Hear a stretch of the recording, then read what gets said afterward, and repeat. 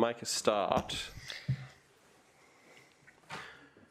So, just the discussions prior to the meeting were that for the benefit of those at home who might need to see our faces to understand what we're saying, that we maintain mask wearing at all times in the room, apart from when we are speaking into the microphone, which will then be on camera for those viewing at home. Is everyone happy with that approach? Yes.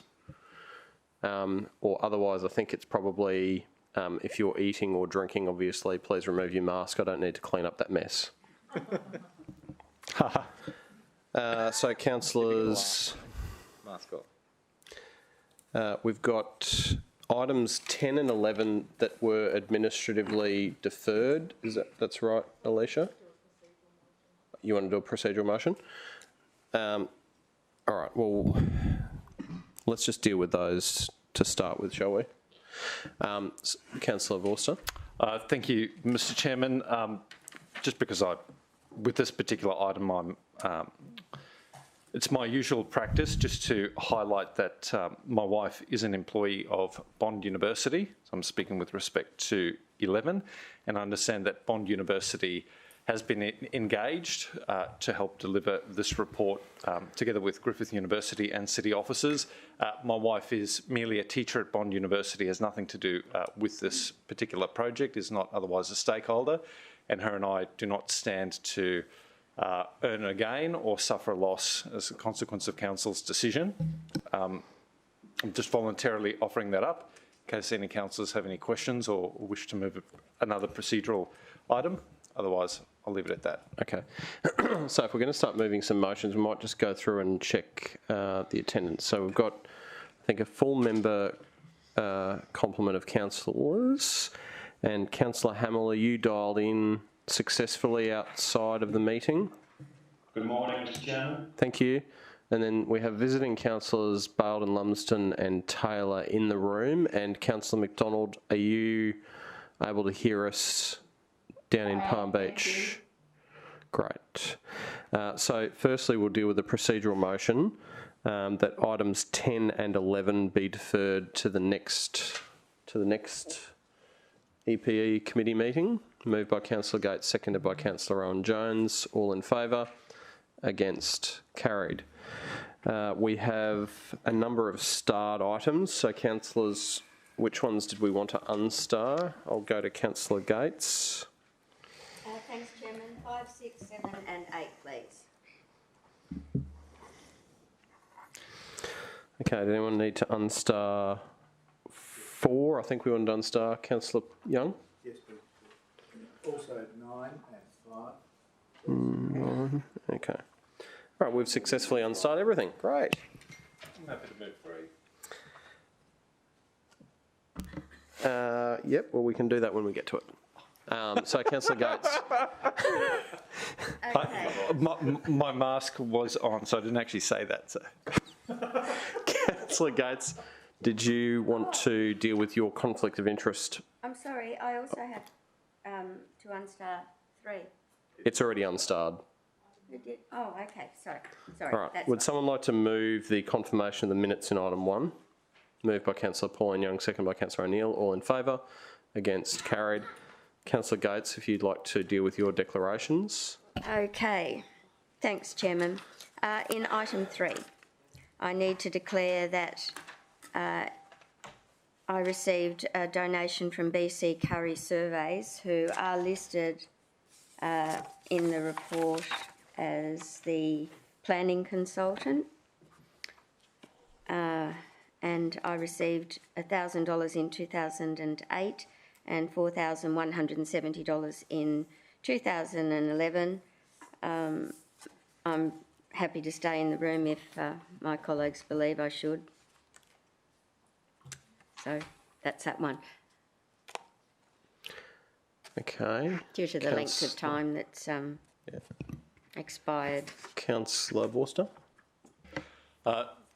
Thank you, Mr. Chairman. I'm happy to move that Councillor Gates may participate in the decision despite the councillor's conflict of interest because of the significant amount of time that has elapsed between the donation, and today's decision, and given the remote nature of that gift from the matter at hand. Item 3. Item 3. So BC Curry are the consultant to that application.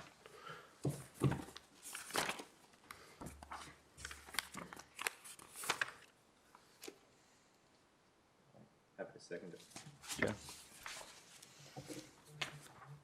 Actually, it's interesting, I just noticed. So they're the Luke, applicant as Luke well, has a habit of doing this where he actually is the applicant, but he's not the landowner. but he's, He wasn't involved when I received the, it's so long ago, I think he was still in school. so BC Curry, who's the actual consultant, is, sorry, BC Curry, who actually made the donations, is the consultant, so. Okay, Councillor Vorst, you happy with that wording? I am. I understand that to be reasonable grounds to support Councillor Gates's attendance. Only, I might just add verbally that as an experienced and long-standing member of the committee, Councillor Gates's participation in the matter will help ensure that we arrive at a position that's closest to the public interest. You're lovely. All right, so Councillor Owen Jones has seconded that. Take the vote, all in favour. Against? Carried. Oh, sorry, we need to take a division on that. And Councillor Hamill, I might need you to turn your camera on and either raise your hand or make a vocal gesture to participate in the voting. This is where we see the single. So my camera wouldn't turn on yesterday. Okay. So We'll just take a division on that vote. So all in favour? Councillor Vorster, Councillor Owen Jones, Councillor Pauline Young, Councillor O'Neill. I'm in favour, Mr Chairman. Thank you. And Councillor Hamill. Against, Councillor Peter Young. And did not vote, Councillor Gates.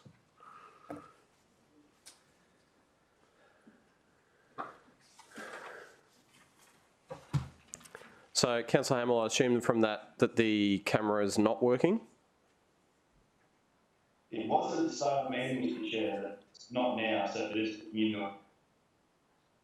Okay. So, if you want to make your vote known on a non-division, can you just make sure you yell out, please? Thanks. Mr Chair, All right. Councillor Owen Jones. you also have an option of being able to flag with a hand up that you want to speak as well, Councillor Hamill.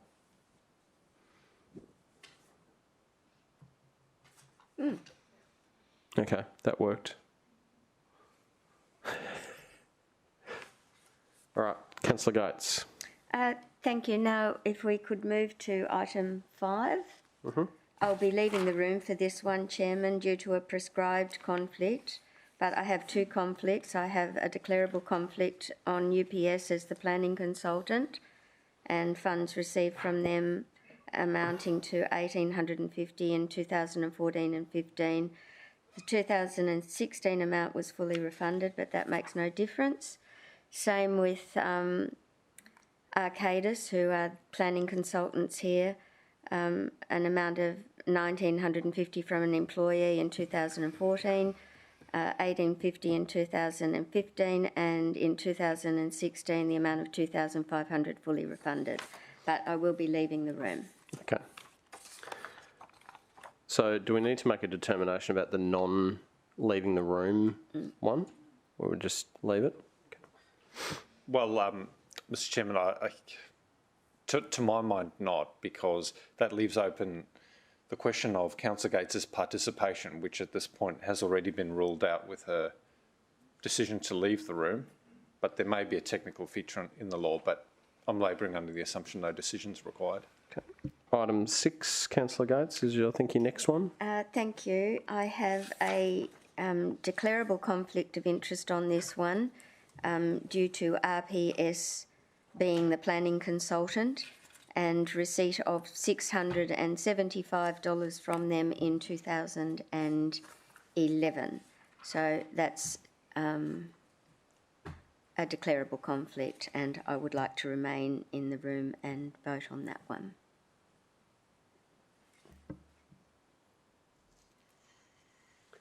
Okay, we got that up on the board. Simply due to the period of time and the small amount of money. Tightwoods. Yeah, Laura, so is that correct detail, Councillor Gates? Yes, correct. Councillor Vorster? Thank you, Mr. Chairman.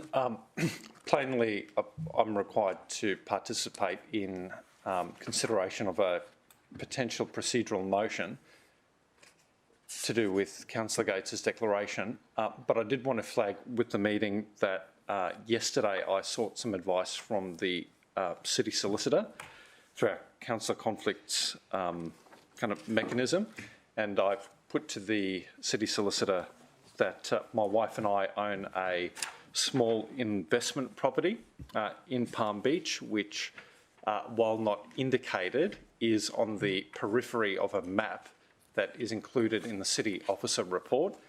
The advice from the City Solicitor is that Melissa and I do not have any interest in the matter, and therefore no declarable conflict of interest because we're not submitters into that process. I thought I'd just bring that to the attention of the room in case there are any further questions, or if councillors wish to consider a procedural motion with respect to what I've just shared. And clearly, depending on that, I may or may not participate in consideration of Councillor Gates's DCOI. Okay, well, unless someone else has a differing view, I think we've tried to take the position that the advice of the City Solicitor should be followed where possible. So does anyone want to raise any other issues in relation to that discussion with Councillor Vorster?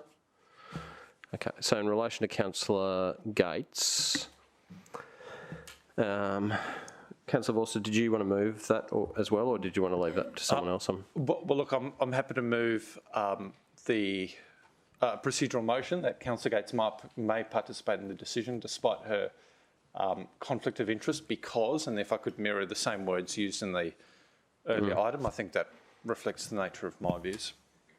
Happy to second that. And seconded by Councillor Pauline Young.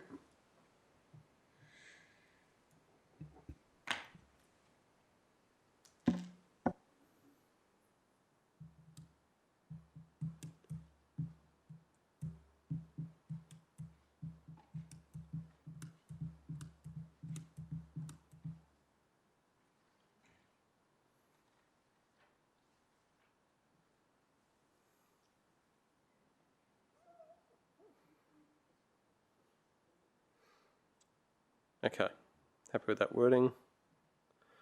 All right, so we'll take the vote. We'll need to call a division. Councillor Hamill. So all in favour? Councillor Vorster, Councillor Owen Jones, Councillor Pauline Young, Councillor O'Neill, Councillor Peter Young. And I'm in favour, Mr. Chair. Thank you. Councillor Hamill. Against and did not vote, Councillor Gates. Thank you.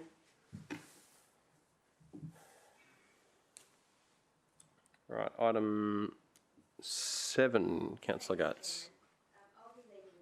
Item 7, it related to the special delegations, Mr. Chairman, and I have 2 prescribed interests and a declarable conflict, so I'll be out of the room. The interests relate to UPS and receipt of donations in 2014, 15 and 16, with the 2016 amount refunded in full. Planet, same detail as previously, 2014 for the 1560, 2015 1850, and 2016 $3,700 refunded in full. And also Arcadis and Mitchell Bray, who's an employee, which was 1950 in 2014, and from Arcadis $1,850 in 2015, and in 2016, $2,500 refunded in full. Now, I'll be leaving the room and not participating in the matters, even though they've already been decided.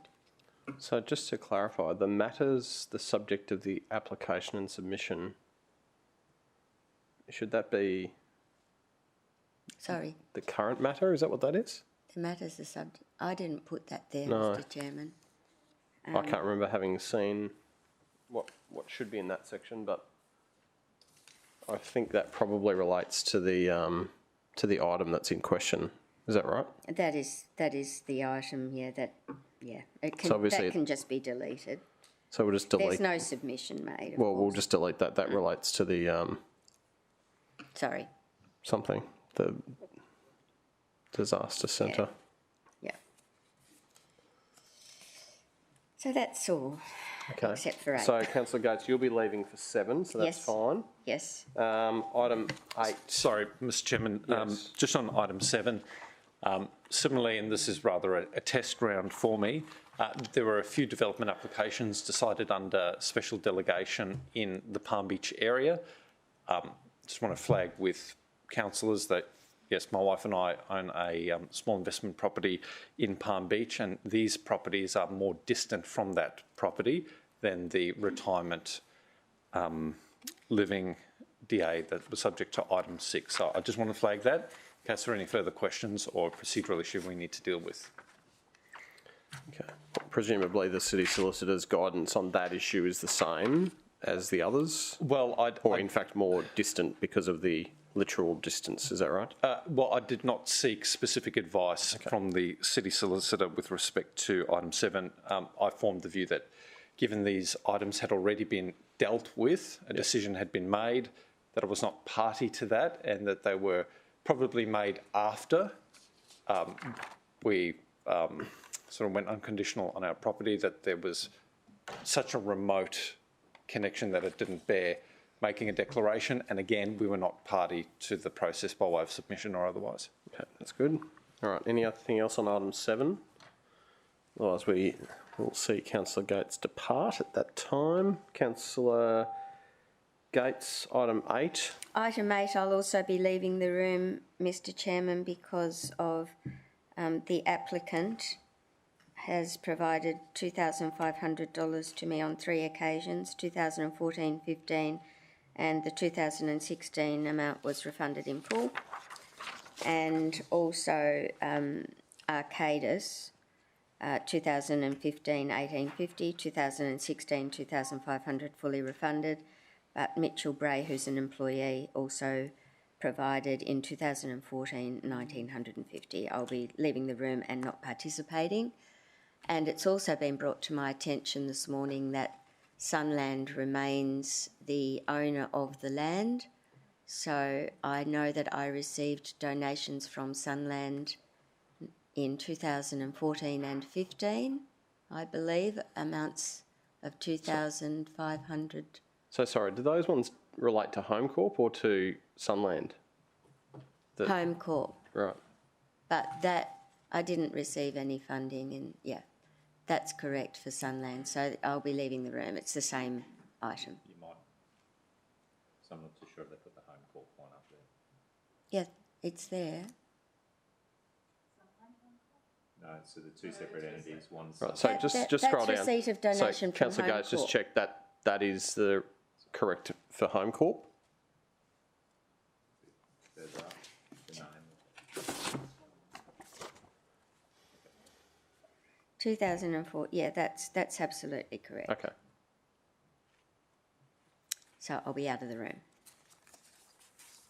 Councillor Owen Jones. Yeah, so I also have one in regards to Sunland, and I intend to leave the room as well.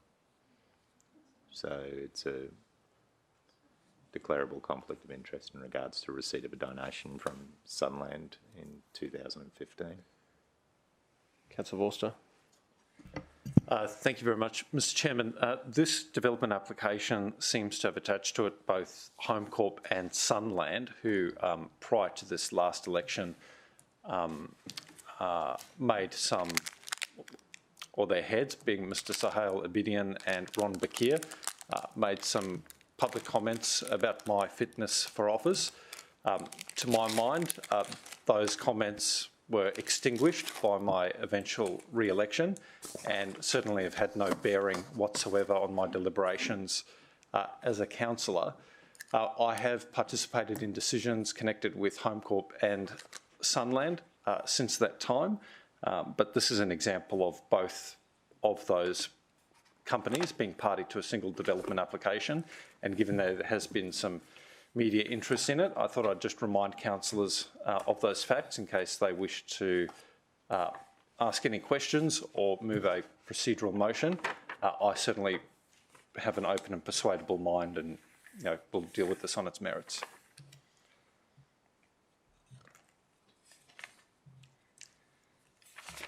Okay.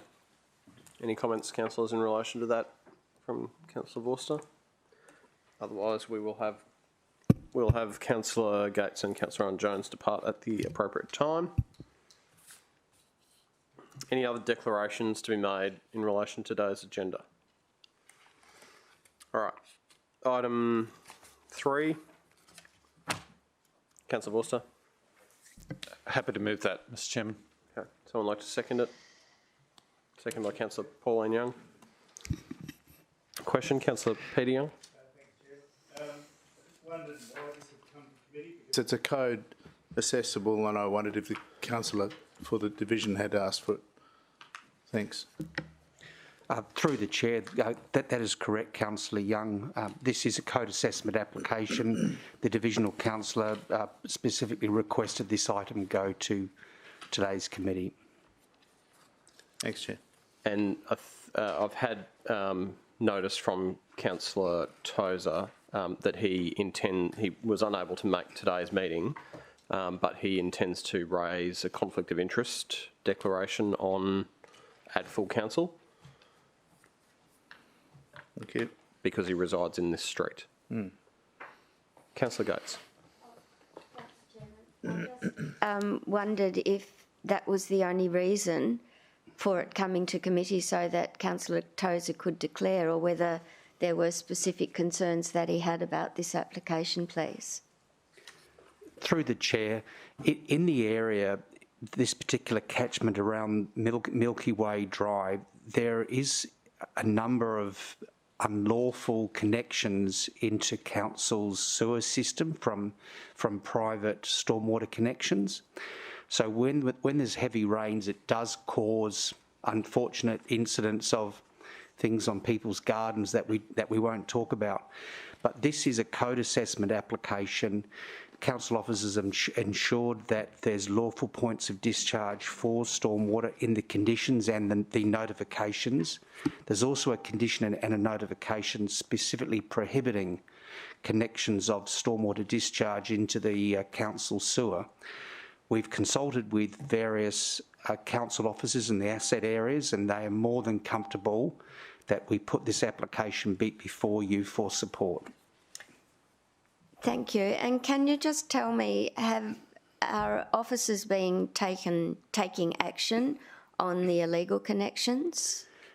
Through the chair, yes, and that is a completely separate issue to, I'm sure to it the is, development application. Just correct. wondered to be sure it's been referred on. Yes. Thank you. Councillor Jones. Through you, Mr. Chair, to Roger. So effectively, we can't penalise this applicant because of illegal connections that have been made by other landowners in the street who might be objecting to this application being made. Through the chair, correct. Okay, thank you. All right, any other questions, councillors? Councillor Vorster, did you want to speak to it? Thank you very much, Mr. Chairman. Only to say that the city has adopted what I think is a sensible position for now on the way we treat subdivision in low-density residential areas, and that not just any block can be subdivided.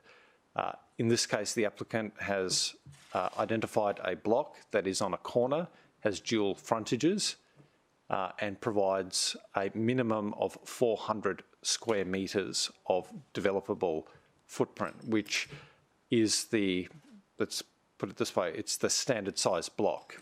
And in fact, we'll probably see down the track blocks being increasingly smaller. I think Moreton Bay has a minimum lot size of 350 metres. So although this is a subdivision and although there may be some community resistance to it, the community at large can take comfort in the fact that we're preserving quite a high standard of low density housing in this area, despite the division.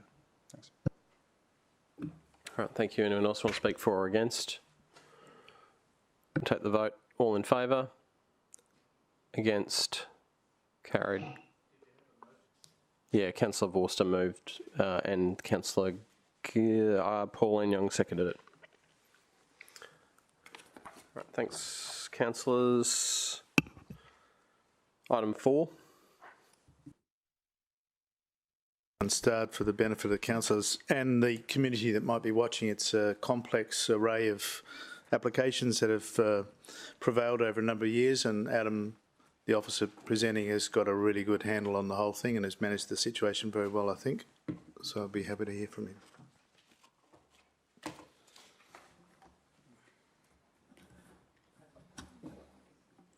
You're in charge.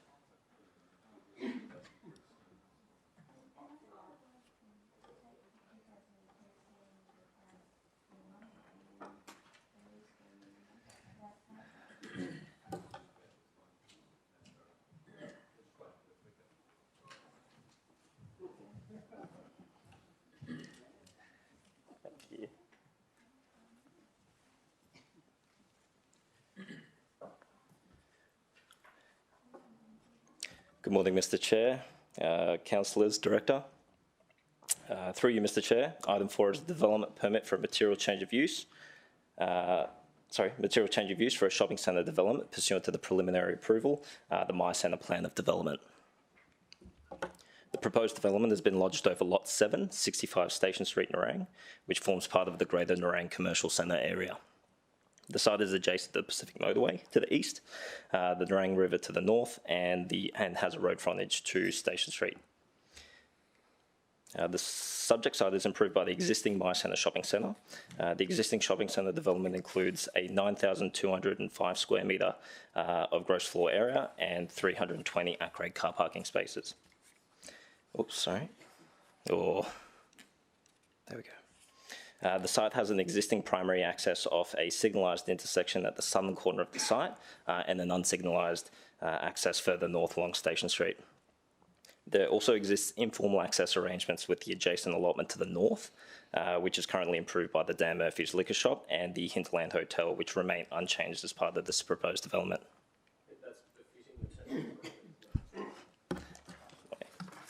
I said I think that's befitting the term improvement. The underlying preliminary approval maintains an administrative link to the superseded Gold Coast Planning Scheme 2003 and varied only 2 key provisions of the Gold Coast Planning Scheme, being precincts as relevant to the Nerang local area and the maximum code accessible building heights. The My Centre Plan of Development identifies a shopping centre development land use as a subject to code assessment where the GFA does not exceed 55,374 square metres and does not exceed a code accessible building height of 5 stories. The proposed development involves an extension to the rear of the existing shopping centre, with the majority of the existing shopping centre building to remain unchanged. The first perspective drawing shows the new extension area in grey towards the rear of the site, and the second perspective drawing shows the rear western interface. The shopping centre building's presentation to the Station Street frontage will remain largely unchanged, with the exception of the new roof form, which will be visible. Which is not that. Which is not that, no. It's that roof form shown in grey there. Due to the sloping topography towards the rear of the site and the new basement levels proposed in cut, the proposed built form will present as a 3 to 4 stories in height, which presents as approximately 16 metres from the finished surface level. The extension to the rear of the existing shopping centre building results in an additional 9,940 square metres of GFA for a cumulative GFA of 19,544 square metres. While the majority of the existing shopping centre building remains unchanged, the existing at-grade car parking area fronting Station Street will be modified. 782 off-street car parking spaces are to be provided at grade and across the 2 basement car parking levels. This here just shows the ground floor plan of that extension. Vehicular access will be maintained at the signalised intersection at the south of the site, the intersection with Station Street and Cayuga Street, and the unsignalised access further north along Station Street. The proposal involves the extension of the right turn lane on the northern Station Street access to prevent right turn movements out of the site. And that's shown in that first image there. Modification to the site's internal access and external pedestrian connections are proposed and considered an overall improvement to the existing layout. Many of the car parking spaces at the northern Station Street entrance are to be converted to landscape areas for traffic safety reasons. Strong considerations have been given to minimising the extent of conflict between patrons of the shopping centre and service vehicles and their associated loading and unloading activities. The existing car parking layout has been realigned to better delineate clear service routes and accommodate necessary manoeuvring. The modifications to the internal layout is considered to improve the existing arrangement again. Servicing areas are proposed to remain in the same locations, albeit slightly increased at the northern portion of the site. The northern service area will service all tenants other than the Coles and will be expanded in size to accommodate increased servicing demands. The southern service area will remain unchanged, servicing the Coles loading dock only. So all service vehicles will now circulate anti-clockwise through the site to access the loading and servicing areas for the Coles and the expanded northern. Service routes as shown in this figure will be controlled through conditions of approval as included in the officer's recommendation, as well as measures to be implemented on ground such as boom gates, signage and road marking. Overall, officers consider that the proposed development, again, is an improvement to the existing shopping centre and recommend approval subject to conditions. So happy to field any questions if you have any. Councillor Vorster. Thank you very much. Mr. Chairman. Just had a few questions, and I'd be interested to see what the feedback is, because having read the City Officer report, which is excellent, by the way, I can't find myself entirely persuaded to support the recommendation. Perhaps you can get me there. My first question really relates to the proposed condition of approval number 14 on page 204, which deals with landscape works. And it may be useful at the same time to bring up slide 7. Slide 7.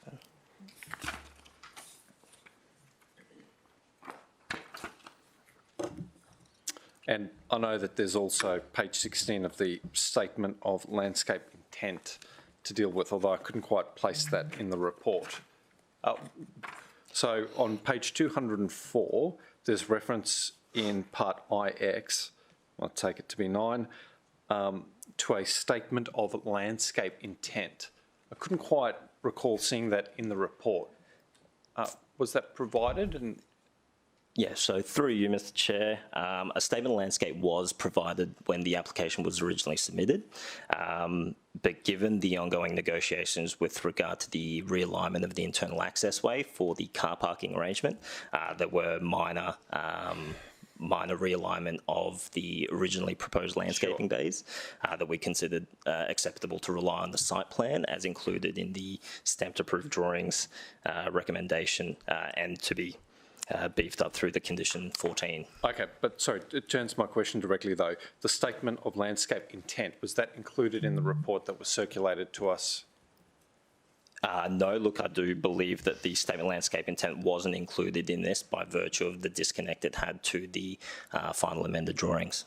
Okay, so I suppose for me to consider the merit of that condition 14, I really need to consider it together with that landscape or statement of landscape intent. Otherwise, I can't form a full view of what the ultimate landscape outcome is going to be. So I'm not sure if Roger's being gesticulated to stand up and offer something, but I probably need that information between now and full council to get a good understanding of what's proposed. Through you, Mr Chair, we'll have the statement of landscape intent plan available to you as soon as possible. Great. And I'd be interested if it can just be marked up with how some of the additional conditions might impact that statement of intent, because that's really was going to go to the heart of my questions. Also wondered whether the minimum bag size of 100 litres was chosen merely because we usually stipulate 100 litres, or whether it might have been reasonable to try and get some more established vegetation into the precinct up front.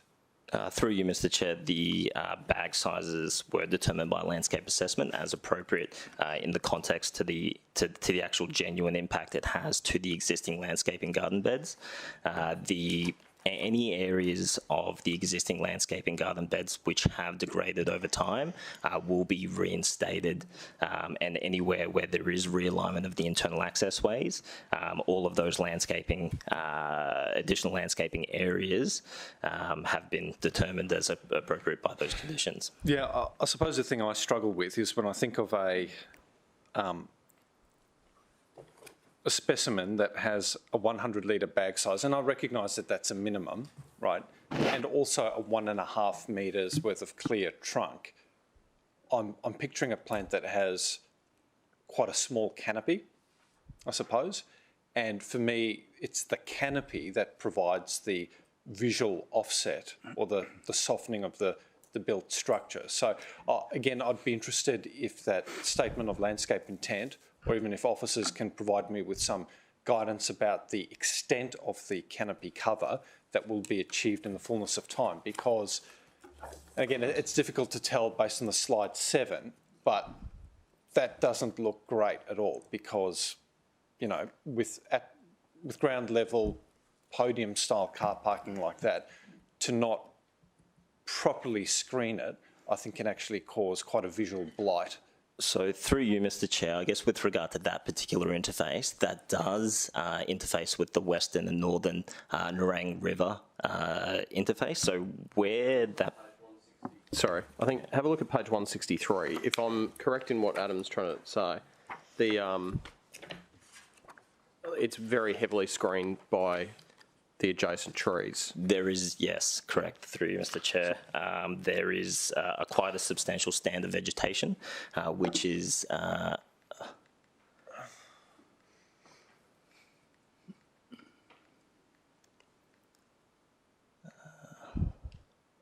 So that is the current western interface. So where you see in those top 2 images there is where the expanded footprint will be.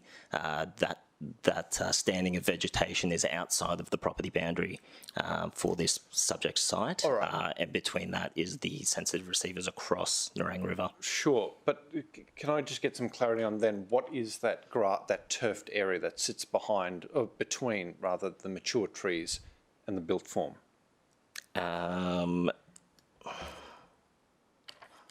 Were you referring to? So I'm looking at that top right image. Oh, in that image there? Yeah, so it's not as though we've got trees that butt up against the boundary, correct? Correct. There's a turfed area? Correct. So the works, through you, Mr Chair, the works will be 500 mil off the rear boundary with planting proposed within that private area between the rear access lane and the structure. Okay, so if we can go back to slide 7. So I'm satisfied around the western perimeter. But can we have a look at the northern profile? Is that the bottom? So that's a western facade, that's the southern. Correct. Do we have an example of what this might look like from the northern side? Through you, Mr Chair, that is essentially the northern side. I guess the point of that building there points essentially west, with the bottom slide essentially being for lack of a better word, the northern interface.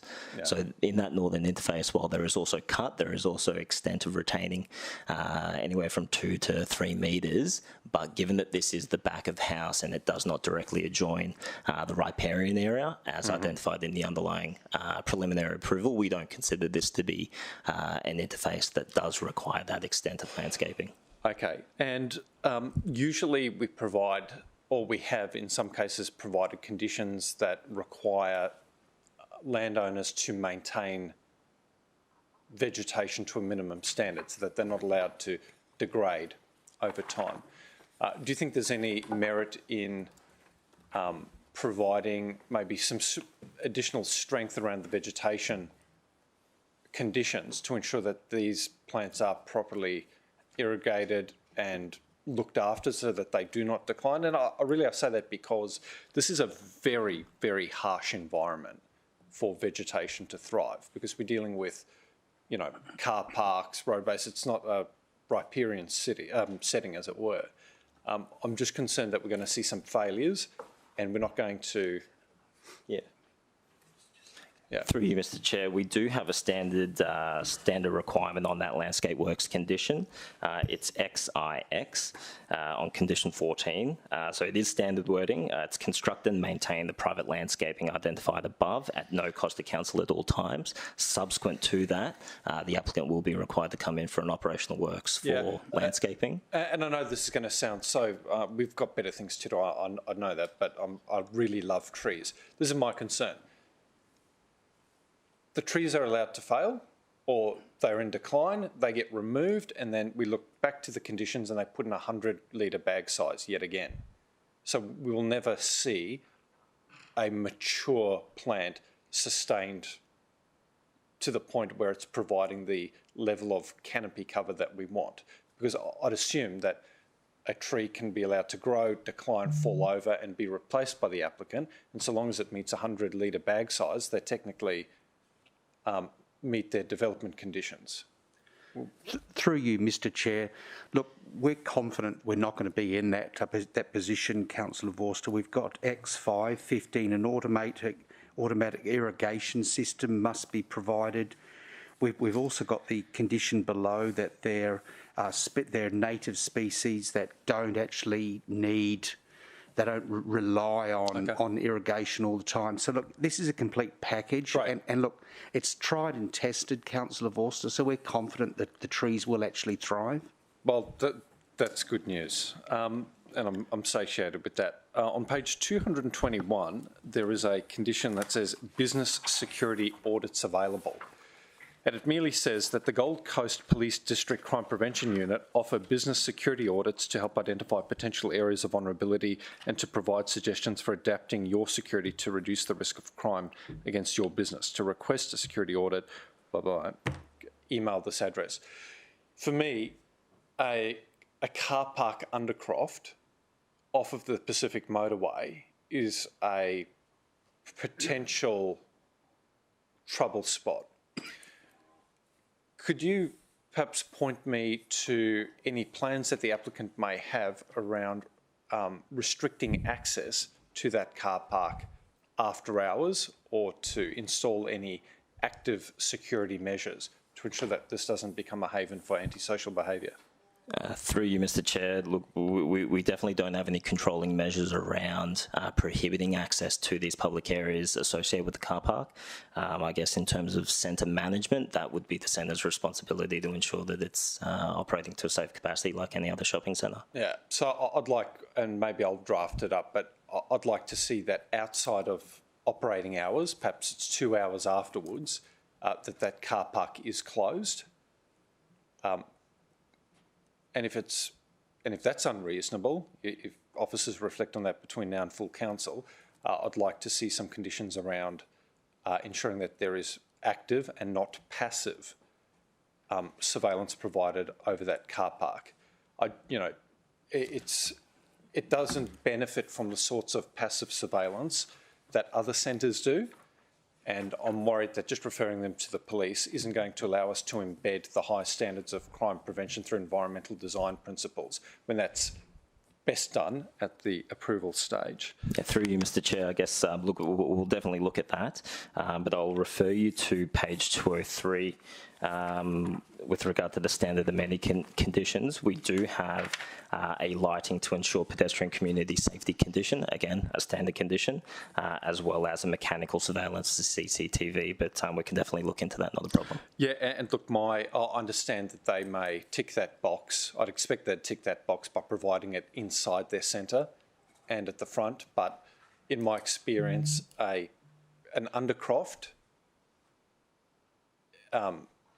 particularly one backing a bushland, can be let's put it this way, it can be a haven for antisocial behaviour. So I'd hope that CCTV condition can be strengthened to explicitly include the car park, unless Roger's suggesting that it covers that. Perfect. Through you, Mr. Chair, I guess the only other thing that I can add is that we do have a specific fencing condition to actually delineate the rear interface from that adjacent property as well. But again, your comments are noted. Yeah, and look, I mean, even looking at this mechanical surveillance thing, it says it provides CCTV surveillance, tick, on-site, tick, at all times, but during business hours, tick, and after hours when their staff are present on site.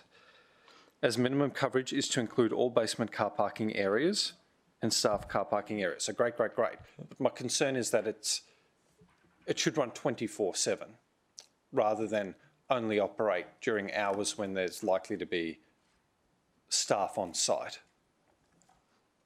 Or am I reading that incorrectly? Through you, Mr. Chair, the condition stipulates that surveillance occurs at all times, while there are specific timing conditions around normal business hours and after hours where staff are present on site.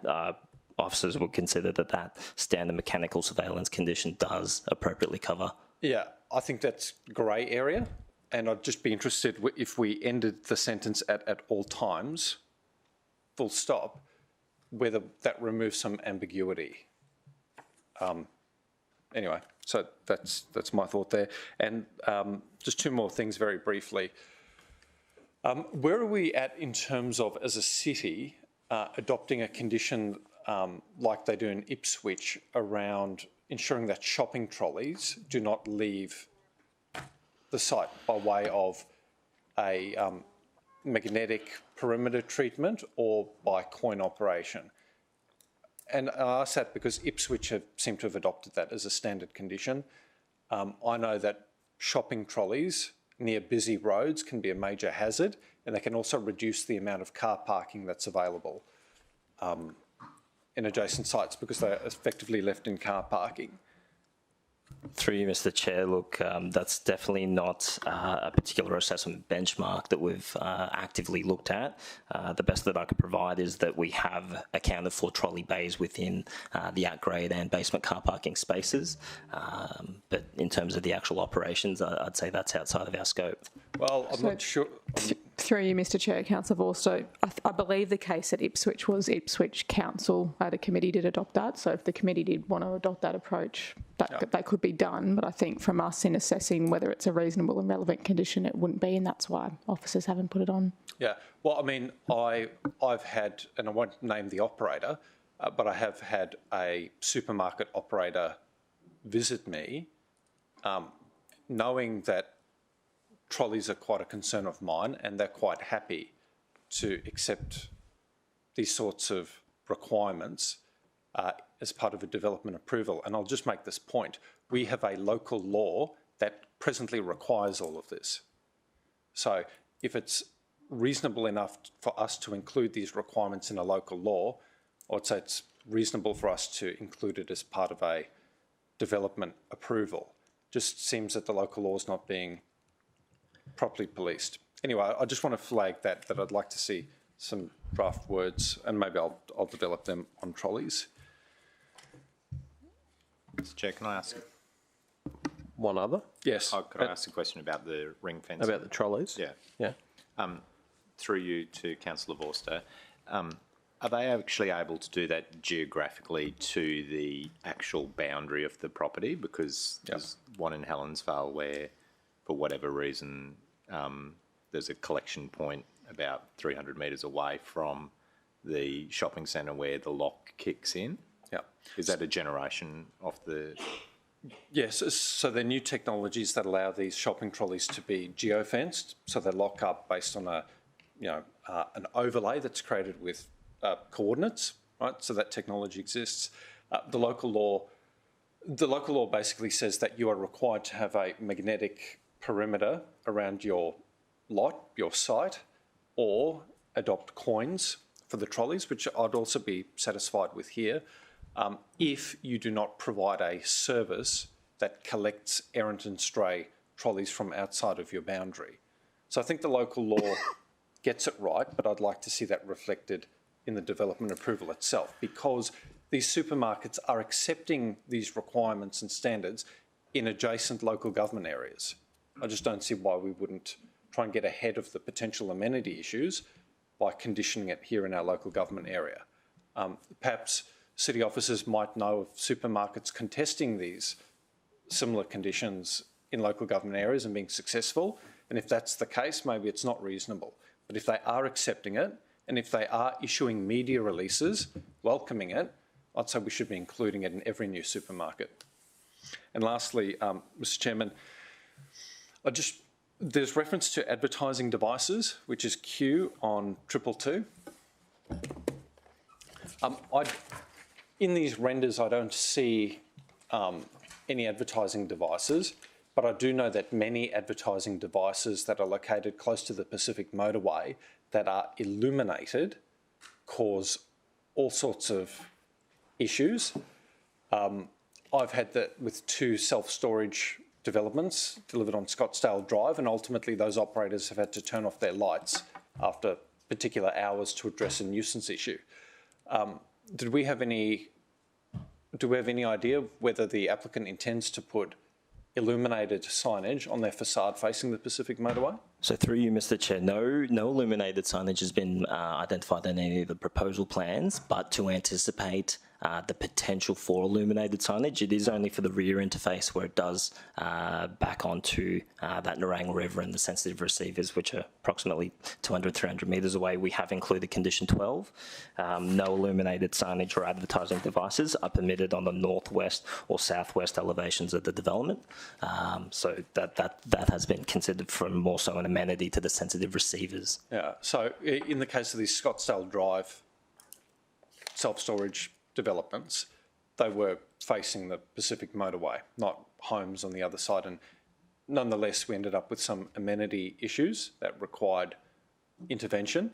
I'd just be interested to see a condition worked up that says if there is to be illuminated signage, that it's off after certain hours, or that it's dimmed to a particular level after certain hours.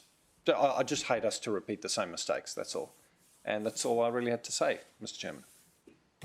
Okay, thank you. Councillor Petion. Chairman, I don't have a question. Happy to provide a motion if you're ready for that. Question, Councillor Goetz? Thanks, through you, Chairman. Just wondered, has the connection between this property and the northern property been maintained or closed? Through you, Mr. Chair, Councillor Gates, the existing arrangement between this allotment and the allotment to the north containing the Dan Murphys, it's a historic arrangement with no actual formal access easements in play. While officers haven't been able to consider or control permanent access arrangements with that adjacent allotment, that's more so a civil matter between those two parties. It is not proposed as part of this development application. Notwithstanding, we've ensured that should access arrangements ever be changed at that northern interface, that this shopping centre is able to operate entirely independently of that northern access, and likewise traffic can still traverse up through to that northern arrangement, the northern lot, using the existing informal arrangement. Okay, it's not what my preferred outcome would be. Through my experience in that car park, I would why was it not possible for council to impose a condition where this property be fenced so that the conflicts that occur daily at that location are better managed? So through you, Mr Chair, Councillor Gaines, if you refer to the site plan on page 288, you will note the red property boundary, which is indicated on there. So you'll see that the property boundary actually traverses existing car parking spaces and does actually straddle the loading zone associated with that Dan Murphy's tenancy. Again, sorry, 228. 228.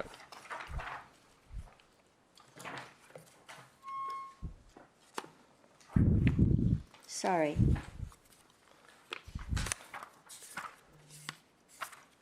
The numbers are quite hard to see. Yeah, they're very small.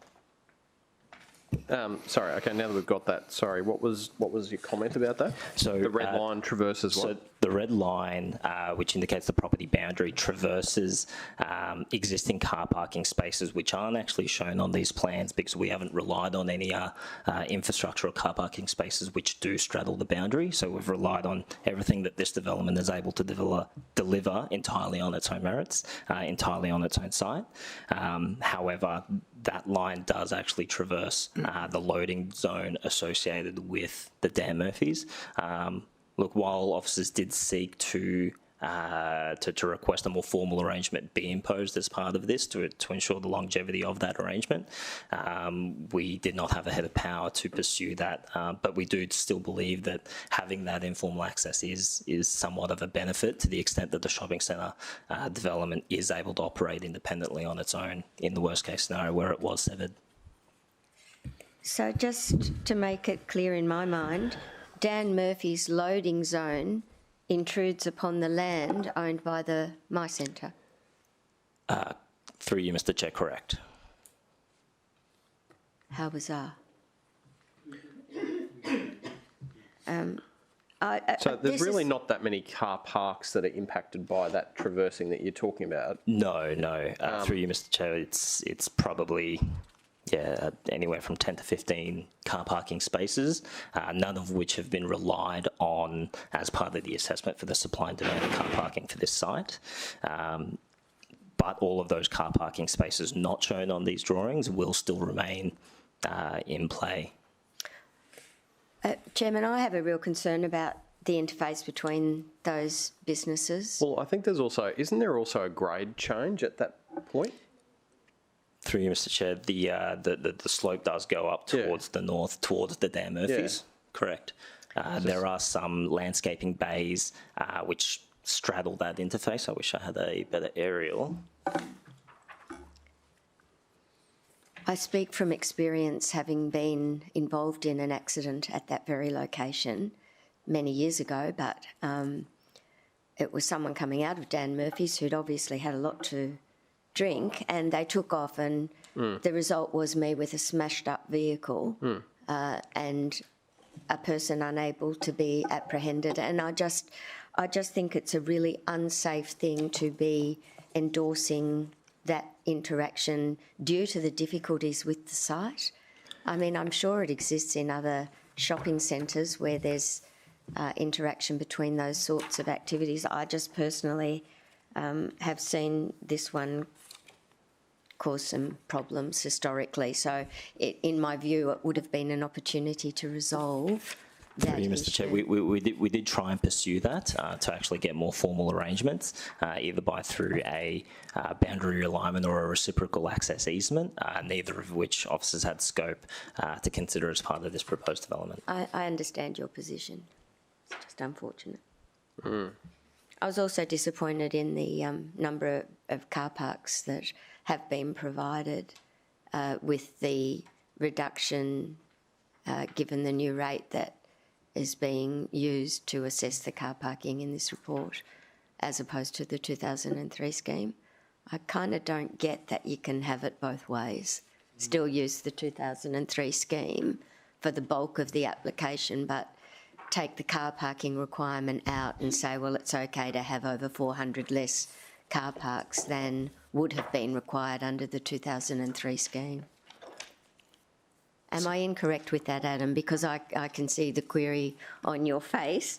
I thought in my reading of the report, I'll tell you the page number. Through you, Mr Chair, it's 184. 184, is it?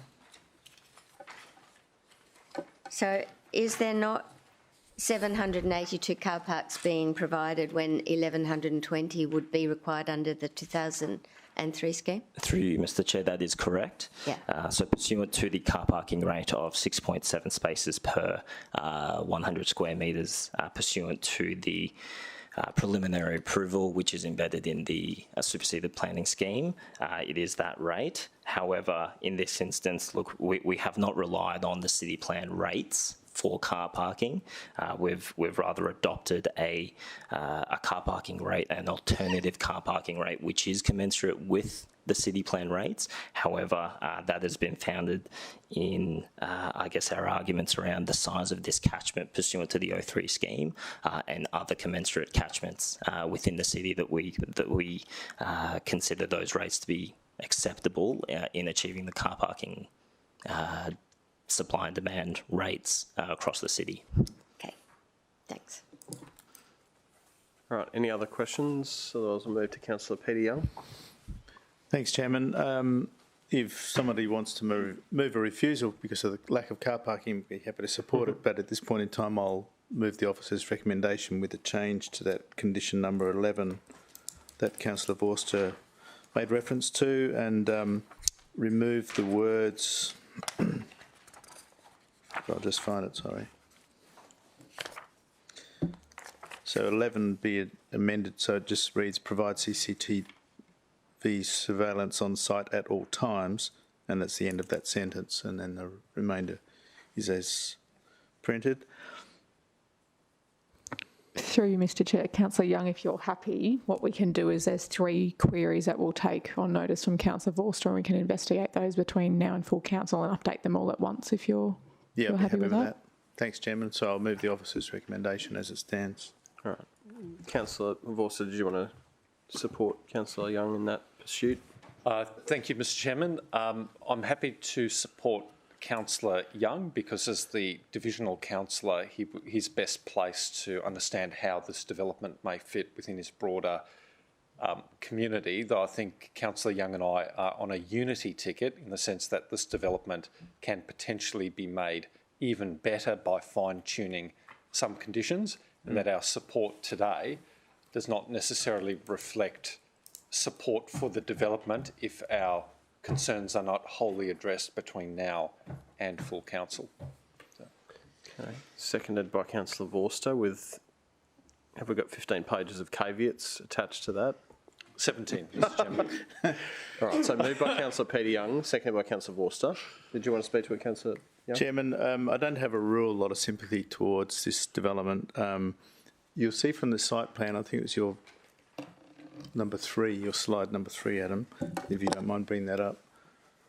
And I think we all know that the area to the southwest of this particular location was heavily cleared late last year, and that was in accordance with a previous approval that covers most of the site and is depicted to us in this report on page something or other.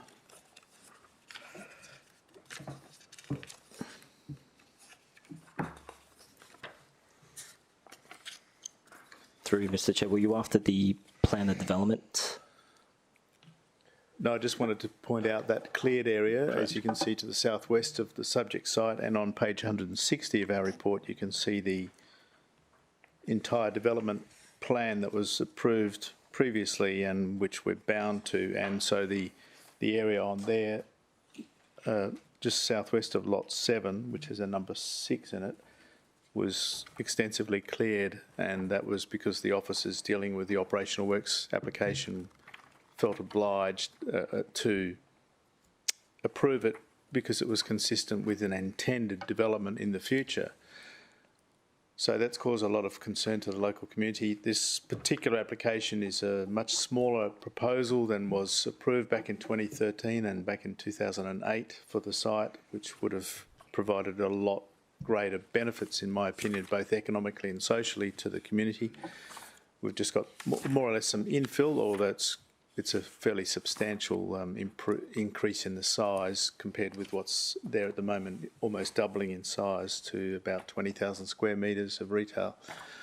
I think the officers have done a pretty good job in this. They've liaised extensively with the applicant and their consultants, and they've determined some much better outcomes in terms of vehicular movement and car parking. It's a bit of a dog's breakfast at the moment, so I welcome those changes. There are acoustic conditions incorporated which, along with the distance from the nearest residence to the northwest across the other side of the river, should protect them from any potential impacts of this intensification. And I just want to address a couple of queries that were made by councillors. I appreciate the interest in the matter. The landscape plans basically are just dealing with the frontage to the street and not much else. And what we saw in slide 7, if you don't mind, Adam, is quite misleading. I mean, that's looking from the river, and there's a lot of extensive vegetation where you stand as at this focal point. And those few scrappy trees there are not going to be part of it and are not there now. There's more considerable vegetation, and that will provide a screen to the river and to people across the other side. It's the other side which is where the landscape plans will come into play most extensively, I think, and hopefully will improve the presentation to the street. There's a question about shopping trolleys, and I hope we can get a good condition on that. Welcome that for sure. In terms of signage, this site's not very visible from the M1. There is a kind of on-ramp to the motorway that is quite high and impacts upon your vision of the site from the motorway. And there is another shopping centre between the two, between the motorway and this one. And there is a big, there was a big sign. It's a structure now. It's in fact, it was removed. There's just a tiny triangle of land between the motorway. You might be able to, you can just see it there, just to the south of that red bit. There's a little triangle of green, which is owned by it's privately owned. And there was a structure on it, which was an old sign, and DTMR refused to enable a sign to be installed on it. So this structure just stood there, rusting away. Council ensured that a notice was given to the owner of that some years ago to ensure the structure was safe, because that's all we could do. We couldn't make them take it down. And whilst they didn't have an approval for a sign, it just remained there. Something weird happened, because about 18 months ago, that big structure got removed and a sign got put up all of a sudden, and then about 3 weeks later got pulled down again. So there is no real frontage or interface for signage directly to the motorway. I mean, I suppose anything's possible, but it's not anticipated. And you might, if you don't mind referring to page 160, councillors, that master plan that I referred to. So we're just dealing now with lot 7, the red square. The blue one to the southwest is future commercial, and then the pink one is future urban, and that's the vegetated piece of the site at this point in time. And there is that green strip along between the river, and then another blank space here, which is privately owned and completely separate from this holding. And you can see some dotted pathways there. The dotted lines indicate public pathways and so forth. Now, we can't achieve any of that with this current application. And my understanding is, if there is an application that relates to that other blue property, which has got the number 6 on it, then we will be able to, that will trigger our ability to achieve the protection of that riparian zone and the public pathways that come through it. Anyway, it's a complicated matter, and I appreciate the officer's attention. I think Adam in particular has done a great job, and I commend the application to you and look forward to those additional conditions that will further finesse it. Thanks, Chairman. And Alicia, can I just ask, just to add to your shopping list, I just would like some confirmation about the suitability of that, the northern driveway entry point, and particularly the hard concrete medians being sufficient to discourage people taking a right turn, and whether or not it should actually be a tapered median to actually guide them around to the left rather than what appears to be just a straight sort of narrow median, which would be normal to facilitate a right turn. The prohibition seems to be relying on what's out on the middle of the road rather than giving them the guidance at the actual driveway point. So if we could, while we're shopping for changes, maybe we can just have a look at that as well. Right, any other questions or debate? Councillor Young, anything else that you wanted to add? No, thanks, Jim. All right, we'll take the vote. All in favour? Against? Carried. Councillor Hamill, did you have a particularly strong view on that one that you needed to say out loud? I was against on that one, Mr. Chair. Would you like your name recorded against? Why not?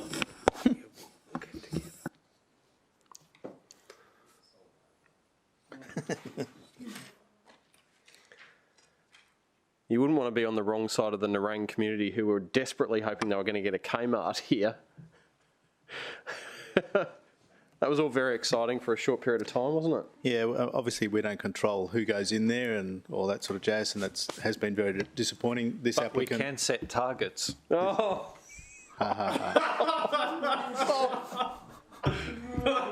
Aldi. Aldi, is that the best? Oh! It all comes at a cost. I would look at condition big W. Councillor Hamill, notwithstanding your persuasive arguments against, the matter was carried. Item 5. Councillor Gates, I invite you to leave the room.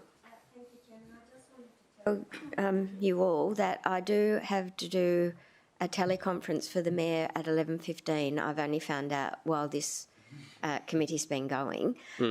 So I'll be outside the room, but if the discussion goes on longer, I do have to go and do the teleconference, so I won't be returning if you don't call me back in. That's right. So, do you say 11:15? 11:15 I have to leave. Thank you.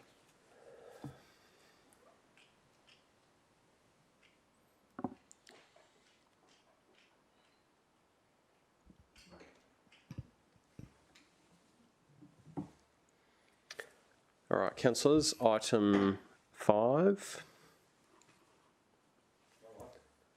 All right, Councillor O'Neill, you had some questions. Did you want Yeah, a thank you, short Chair. presentation to Yeah, I do have a couple set of the questions. scene? Look, I do recognise there's been 252 objections to this application. I just would like some verifications of roughly a percentage of those objections that it was confusing, that a lot of residents thought that the amendments 2 and 3 will bring this this area down to 12 metres, and they thought that that had already happened. Was that a great deal of those objectors? Through the chair, thank you, Councillor O'Neill. Yes, there was several, as you said, there was 252 properly made submissions received.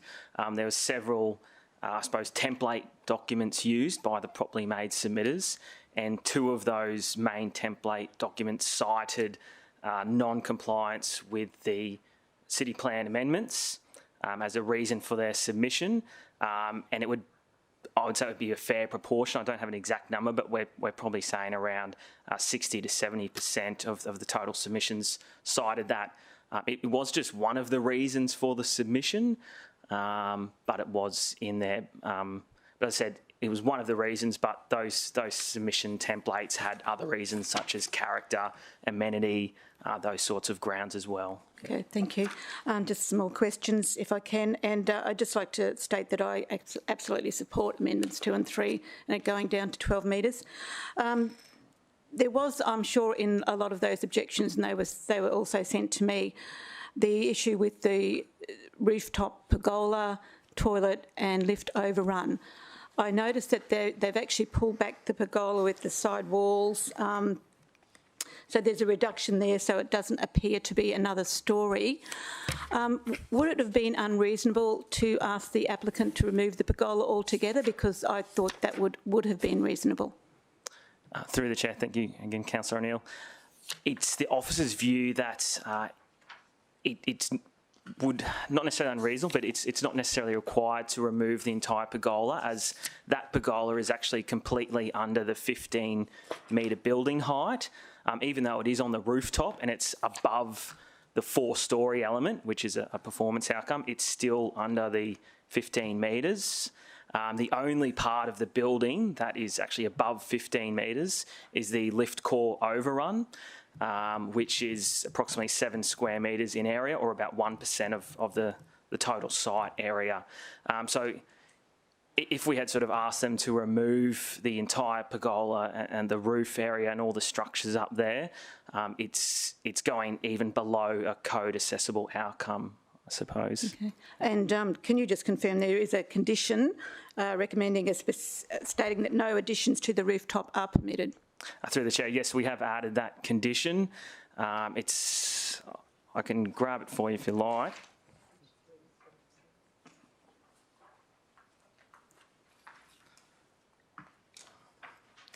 It would be at the start of the conditions package.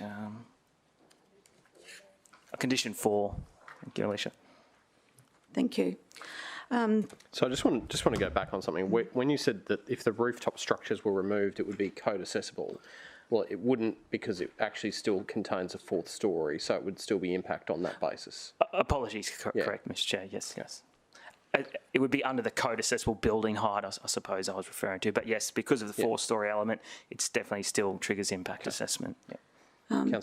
Thank you. I just want to say too, I think the architectural merit of the building is great. Thank you. And so just clarifying that nothing that's on that rooftop constitutes a 5th storey. Those are able to be added to the rooftop area without being actually constituting a 5th storey in any event? That's correct. Under the city plan administrative definitions, those elements on the rooftop are not considered a storey. And I've included that within the report, within the building height section, so I can point to that as well if required. No, the answer was fine. Excellent. Thank you. All right, any other questions? Otherwise, I'm happy to move it if someone would like to second it. Seconded by Councillor Pauline Young. I think it's probably wise that this matter had come to committee to provide some public explanation, and to some extent this is the reason why we're still holding a public meeting today, to make sure that the community interest in these matters is served by us being able to look into some of the items that might have been of concern to the community. Obviously there's a very simple, Laura, can you just stop scrolling that screen so viciously? Thanks.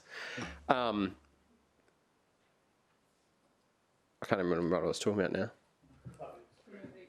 So there was obviously a very simple matter that required clarification for the public to understand how this decision will be arrived at, and that relates to the current provisions versus what might be coming in Amendments 2 and 3. And so I think having teased that out in the public domain today, there will be a greater understanding of from the community as to why this is the applicable height limit at the moment. And it's certainly welcome news that the community appears to have fallen in behind our efforts in Amendments 2 and 3 to reflect a slightly lower height limit for the area. I do note that in this particular application, the applicant has managed to put together a dual site, which I think has made this a far more palatable development outcome than trying to jam something of this height onto a single lot on that street. And they've been able to deliver quite generous setbacks all around the building and a very, very nice architectural form. So I think on balance, having reviewed what I think the community's concerns are, they've been appropriately dealt with by the officers and teased out by Councillor O'Neill. So on that basis, I'm happy to move the item. Anyone else want to speak for or against? Because I'm generous, yes. Thanks, Chairman. On page 377, there's a streetscape photo montage, and the thing that strikes me about this location is the visual detriment of the electricity poles and wires, and I wondered if in a precinct like this it's feasible to, not for this application necessarily, but just in a more broad sense, to establish a mechanism whereby applicants are required to contribute funds that will ultimately might arrive at a 50-50 funding process from Energex and get poles and lines, or get the wires underground.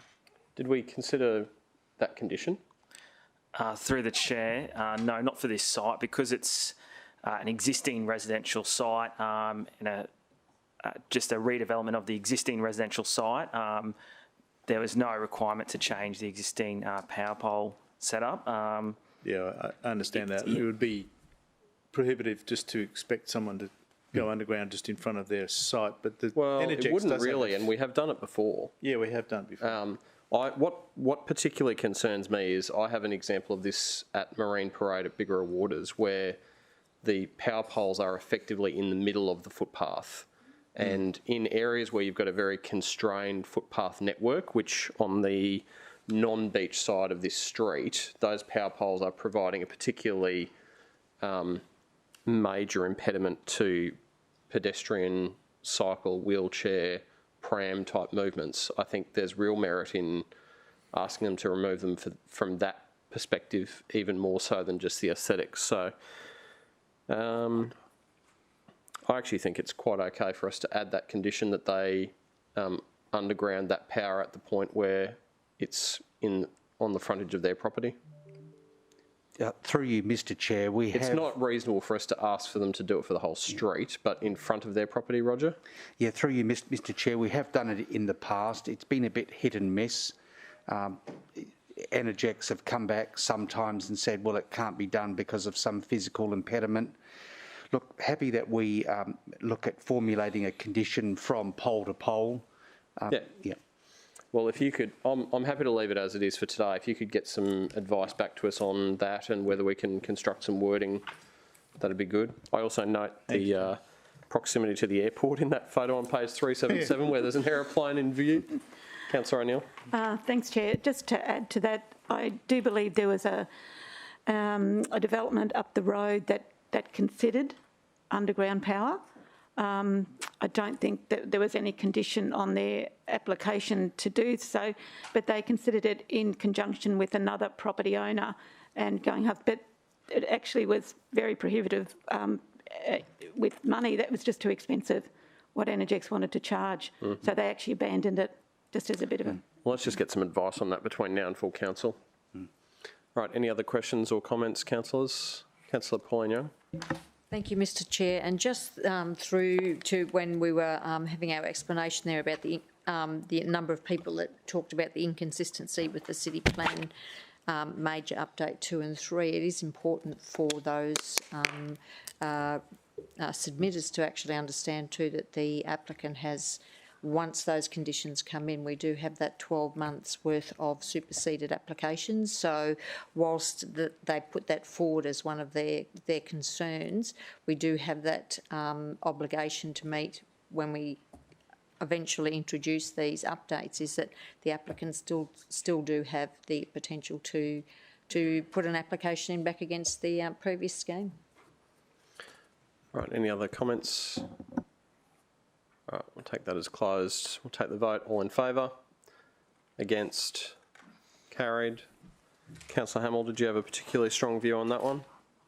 Can I be noted as being in favour, Mr. Chairman? Thank you. Would someone get Councillor Gates back in, please?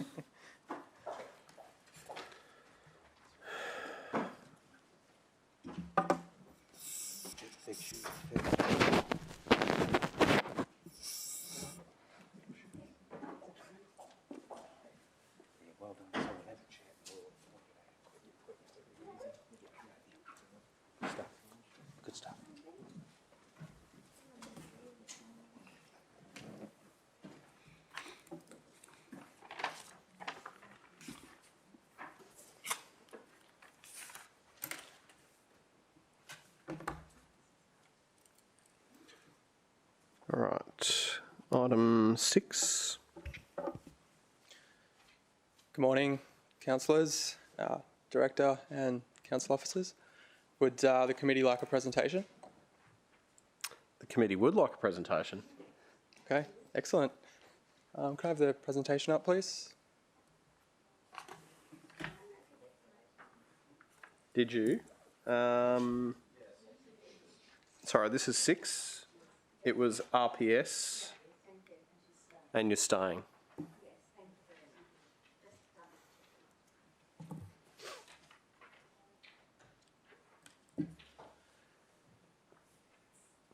Okay.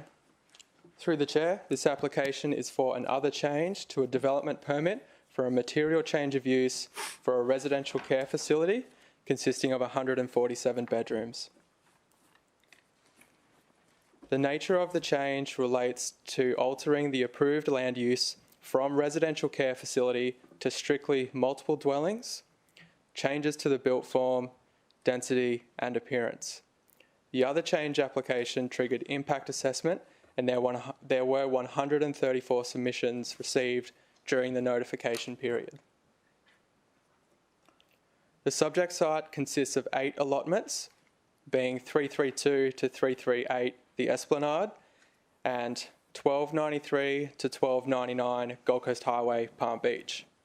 The subject site has a combined area of 3,304 square metres.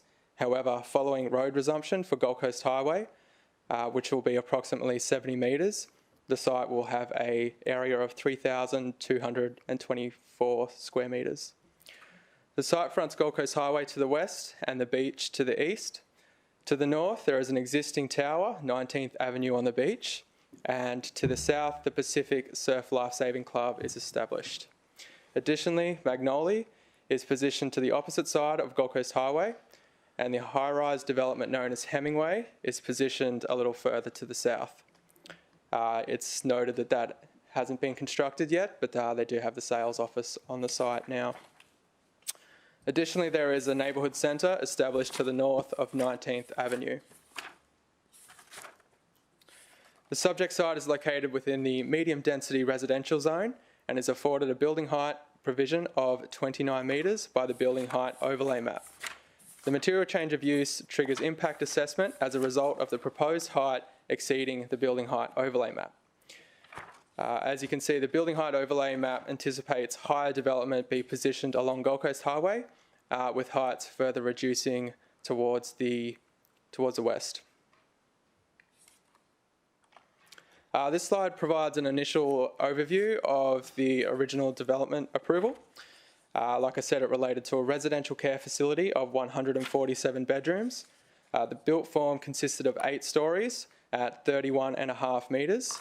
The maximum site cover was 54.4% for levels 3 to 6. It provided 52 car parking spaces within a basement and resulted in a density of 1 bedroom per 22.4 square metres.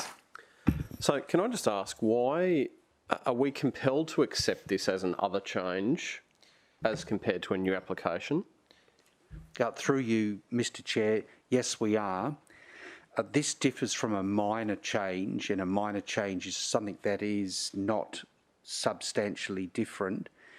The whole point about another change is that it does actually, it's within the scope of a substantially different development.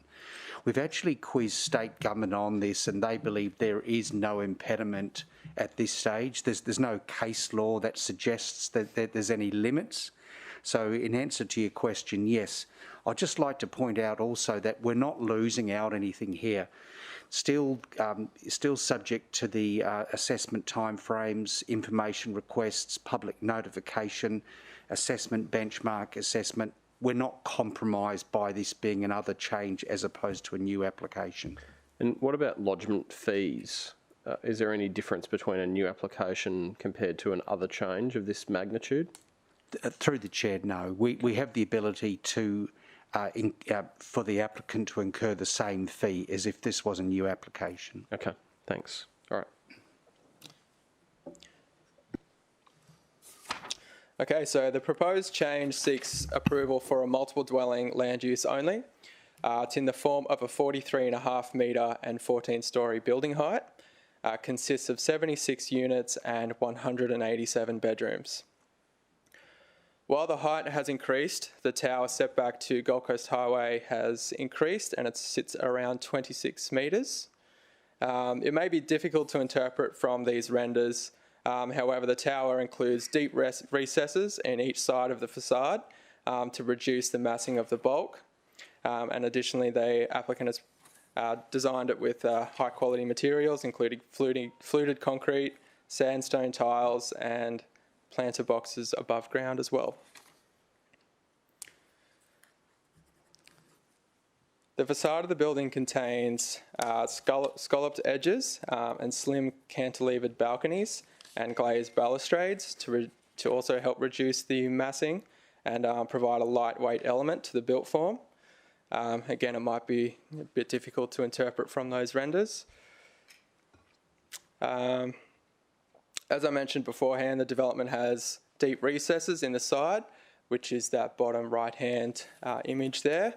Within this area, there is a natural light void that basically goes from the roof all the way down to the bottom of the bottom story, and that includes a lot of landscaping through that component.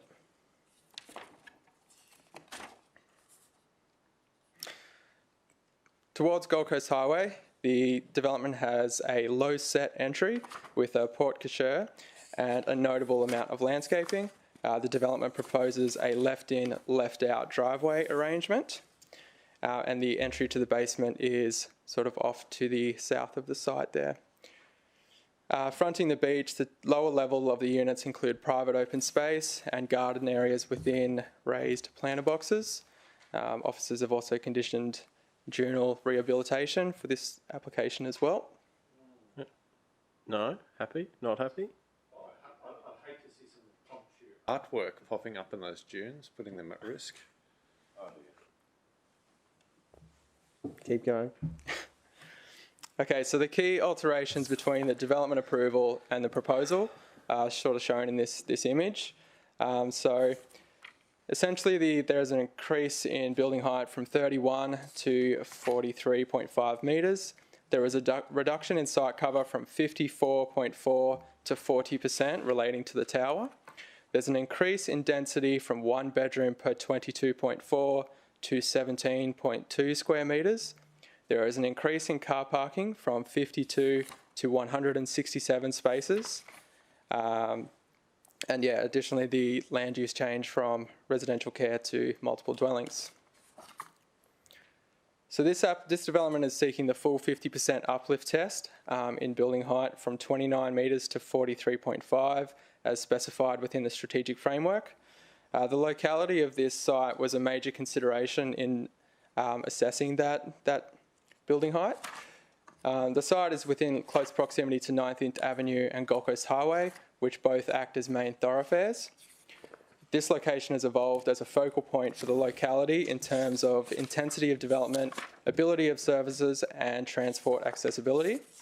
The nearby neighbourhood centre provides 24-hour commercial development containing a service station and a fast food outlet. Surrounding development pattern is more pronounced within this area. This is evident by the scale of the surrounding development. We have 19th Avenue to the beach, which is the highest the highest development. It's 17 stories and well exceeds the 43.5 metre height. We also have Magnolia, which is a 13-storey development at 42 metres. Additionally, there's Hemingway, which isn't shown on this image, unfortunately, but it is 13 stories and 43.5 metres. And there's also Cabana, which is 9 stories and 29 metres. But I'd just like to note that application, I'm unsure if they've started construction just yet. So this image shows the subject site and the surrounding locality. So yeah, obviously to the left there's Magnolia. You have Gold Coast Highway. I'm not sure if the pointer's actually working, but the subject site is basically between that 19th Avenue tower and the sort of low-set dwelling that's to the south. So the development will basically sit slightly higher than Magnolia and will sit just offset to that 19th Avenue tower. So the development provides 2 basement levels, 157 spaces for residents and 10 for visitors. Additionally, bicycle parking will be available within the basement as well. The ground level includes a left-in, left-out driveway arrangement to Gold Coast Highway. Services are provided at ground level also, and there are 5 units proposed. Level 2 contains further communal open space areas, an air conditioner plant area with landscape screening, and contains 6 units. Above level 2, the development alters between 4 and 7 units each floor. As I touched on before, there's that central void with landscaping within the middle of the built form also. During the public notification period, the development received 123 properly made submissions and 1 properly made in support. Submitters raised a number of concerns relating to mostly the building height, density, and other design related aspects. Are there any questions or comments? Okay, Councillor Vorster, followed by Councillor Young. Thank you very much, Mr. Chairman. For me, I thought it was... Sorry, let me take my mask off. I thought it was quite interesting that the buildings have been proposed to be located so close to the dunes and not closer to the Gold Coast Highway. I'm just interested in the work that was done or officers' assessment around dunal rehabilitation or reinstatement and what have you, just to get an understanding of what impacts there may be on the dune system during construction, if at all, and whether those may have been somewhat mitigated by the development being located a few metres closer to the highway instead. Right, so through the chair, this site does have the 8.1 A-line setback to the seawall that runs through it. So the development is proposed to build basically up to that 8.1 metre setback.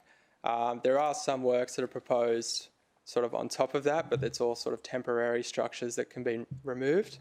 Officers have done an assessment and have provided conditions for that dunal rehabilitation. If there is any damage or what have you during construction, that it'll all be appropriately mitigated. All right, so normally, from what I understand, or what we should be doing is when a large-scale development unfolds, normally we do a condition assessment of potentially impacted public infrastructure, and then afterwards we come in and ensure that we're getting our assets back in good condition.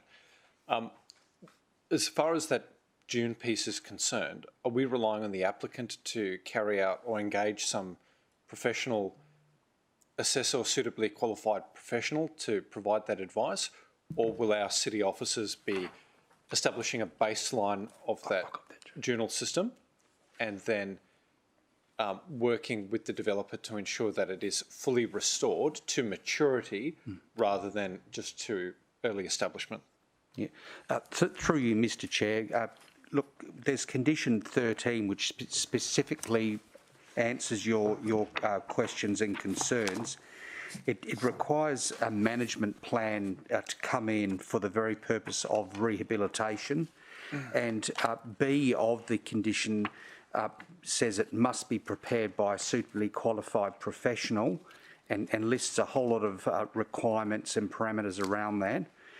And look, that is subject to council officer approval through that operational works, which we find is the best way to actually control these by a subsequent operational works approval. So, Mr. Chairman, at least in my own community, I've got many issues with riparian vegetation along Mudgeeraba Creek being left to bodies corporate to deal with after they've carried out some work. And in my experience, I've never arrived at a satisfactory outcome because there's always contention between the body corporate, the suitably qualified person that is engaged by the body corporate, and then council's own catchment environmental health officers, two separately, and our development compliance team around the standard that has to be delivered, and the tension between work being carried out to establish the vegetation and then fully restoring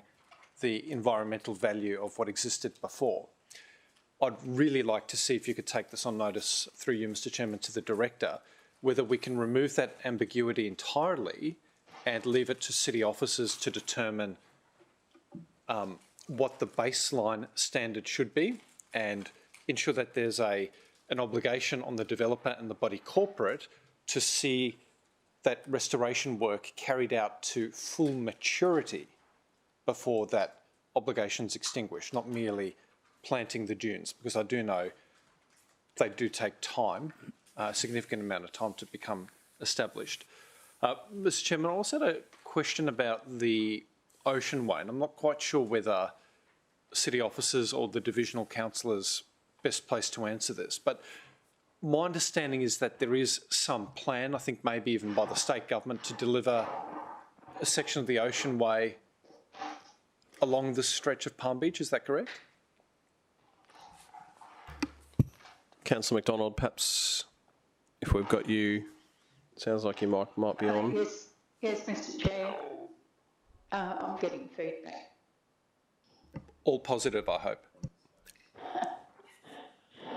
Mr. Chair.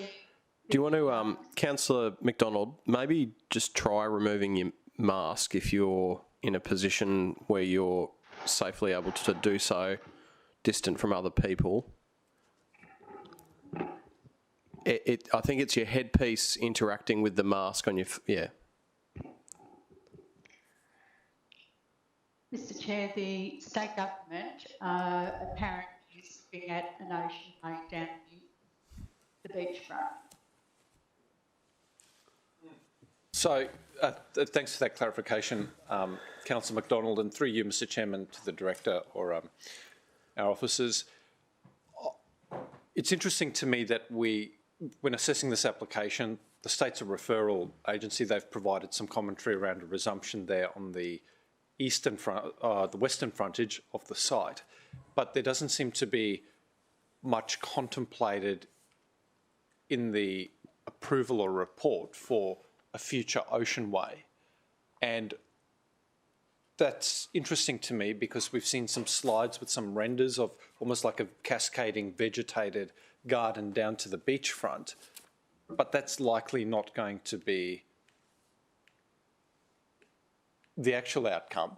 And I suppose what I'm interested to see is, or understand, is where the proposed Ocean Way would sit in relation to those steps, and whether those steps are intended to be effectively form a connection to that Ocean Way. Can you provide any guidance on that? Sure, through the chair. So yeah, you're correct, state government was a referral for this one. I just might clarify quickly, just that sort of landscaping that you're talking about, that sort of cascades down towards the beach, that is in the private lot. Yes. Yeah, and then in the event the Ocean Way goes ahead, that'll be sort of positioned a bit further out from that. So yeah, it was referred to state. However, there's been no statutory plan that's been adopted by state as yet. Hence why they haven't provided any sort of comments surrounding the Ocean Way at this stage. I just think, Mr. Chairman, I just think that's terribly unfortunate. The state plainly has a desire to deliver an Ocean Way that will run in front of this boundary, in the same way that they plainly have an intention to deliver the light rail south, otherwise they wouldn't have attached that recommended condition with respect to the resumption. And in the absence of any further information from the state, it's actually very difficult, for me at least, to judge whether this building is suitably set back and whether that is an appropriate set of steps to lead down to the beach. Because in the absence of an Ocean Way being delivered, will those steps lead people into the dual system, or is there another formed connection down to the beach? I suppose maybe let's leave it at that question. Sure. Through the chair. So those steps you can see there, they will not be connected to the beach at all. I'll just see if I can find the site plan.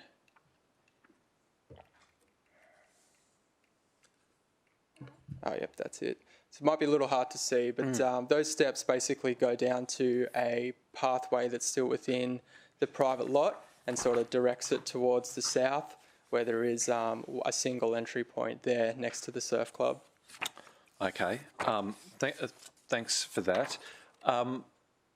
Just lastly on this particular development, the planting inside the void, right?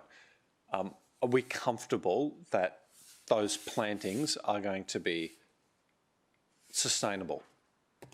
Because and the reason why I ask is time and time again I see renders of these vertical gardens in development applications, and when these things are ultimately constructed, they tend to die off or struggle, and we don't end up with that softening, that kind of support our consideration of these matters. I mean, and I only flag that because it's been referred to several times in the application. Are we satisfied that these are going to be sustainable plantings? Through the chair, our landscape officers have assessed this one, including the statement of landscape intent. We have included conditions within condition number 15. So could you refer me to a page? 574. So, you'll notice item XV includes maintenance management details for a lot of the above ground planters and the tower. And you'll also notice that Part B of that condition states that they must construct and maintain the private landscape identified at no cost to council. So that's basically the ongoing compliance with that. Our landscape officers are satisfied that what they have proposed can be achieved and have provided conditions, and during the operational works, the specific species will be sort of identified at that time. And will those species seek to create that spilling over, almost kind of softening of the facade, or will city officers have the ability to say, actually, hang on a second, there are no suitable species here and we're only going to have vertically growing plants? Through the chair, yes, we will be seeking those cascading species. That's specifically referenced within the conditions as well. Great, thank you. Through the chair, just to Councillor Vorster, if you actually go down the Gold Coast Highway and have a look at Magnoli, you will see exactly the cascading plants that are thriving and look fantastic. So, Councillor Peter Young, followed by Councillor Hamill. You're right. Councillor Hamill. Thank you, Mr. Chairman. Just clarification, if I could, but the objections, are they objections to the other change, or does it include the objections to the original approved DA? Through the chair, those objections relate to this other change application only. There is provisions within the planning framework that because the application for the other change was made beyond 12 months from the original decision, the original submissions weren't carried over to this application. Thank you, Mr. Chairman. That was the point. I couldn't remember the 12-month time frame. Thank you for that. I've got Councillor Barton-Lumsden next. I just want to, just on the point of the submissions, I recalled from the previous development that there was an access easement that had been granted voluntarily to the surf club. That's not now part of this development. Did the surf club make a submission in relation to this development on this occasion? Through the chair, no, the surf club didn't. Okay. Councillor Barton-Lumsden. Thank you, Chair. Through you. I had a question about the public notification periods. So the current approval and this change, have they both gone out for public notification? Through the chair, yes, that's correct. The original application had its own public notification period because it was impact assessment, and this one too is impact assessment, albeit another change. It had its own public notification period. Okay, through you, Chair. Matt, just ask why both were impact accessible? Through the chair, both were impact accessible as a result of exceeding the height nominated on the building height overlay map. Okay, so for both applications, they're both considered impact accessible and have to go for public notification because they both exceed the mapped height, and that's the only reason? Thank you. Thanks, Chair. Even if the revised application was code accessible, we still might need to contemplate going to public advertising. Is that right, or would we not require that? Through you, Mr. Chair, that's a very good question. It wouldn't need to go to public notification for the height, but you can get other change applications that are code accessible, but if the original application was impact, there may well be a statutory requirement to go through public notification again. There's conjecture there, but certainly with this application it was over height, so it definitely needed to go through public notification. Thank you. All right, any other questions, councillors? Yes, Mr Chair. Councillor McDonald? Mr Chair, just following on from Councillor Forster in relation to the 8.1 metre setback, could I just ask officers what structures that the development proposed on that area? Through the Chair, the applicant has proposed sort of some temporary removable steps and small deck areas.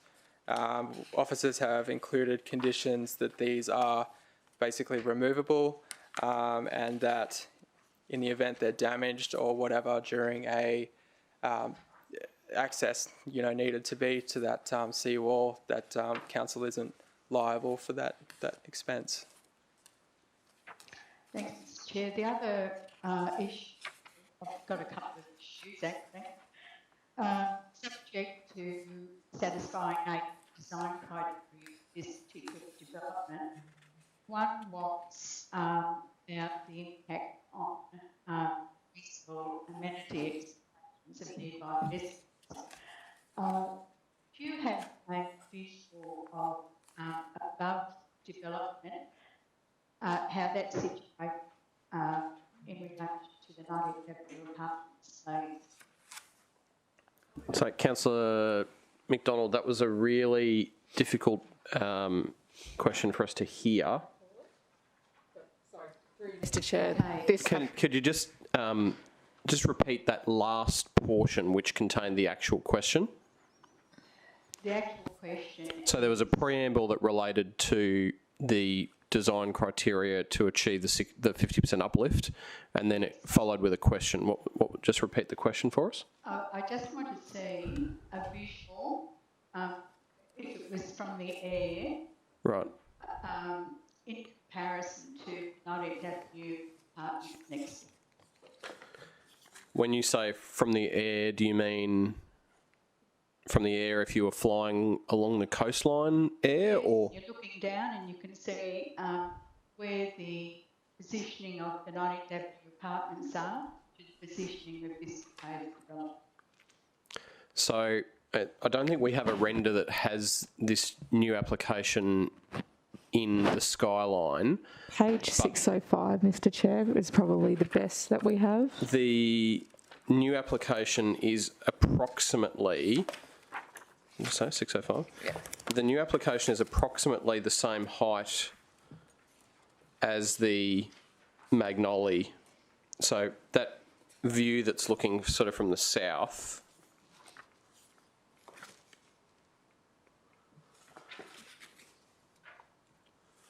It's more the positioning of the building. Okay, right. So if you turn to page 605, which is the one that the director's just referred to, you'll see the print of the outline of the footprint, the footprint of the building.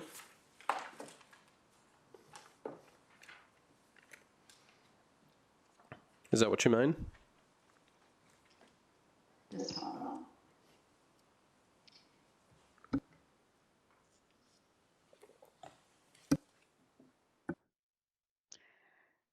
Yes, that's the one. The concern I know for the next door neighbours is about how far east that the building is situated on the block. Yeah, okay. So I think it goes back to Councillor Vorster's point, which his concerns about that positioning of the building related to the dunes. I was going to ask a similar question. I mean, you can see, for example, that the 19th Avenue apartments are much further back on the block. The surf club's much further back on the block. You know, was there consideration given to a request for it to be slid back towards the highway? Yes.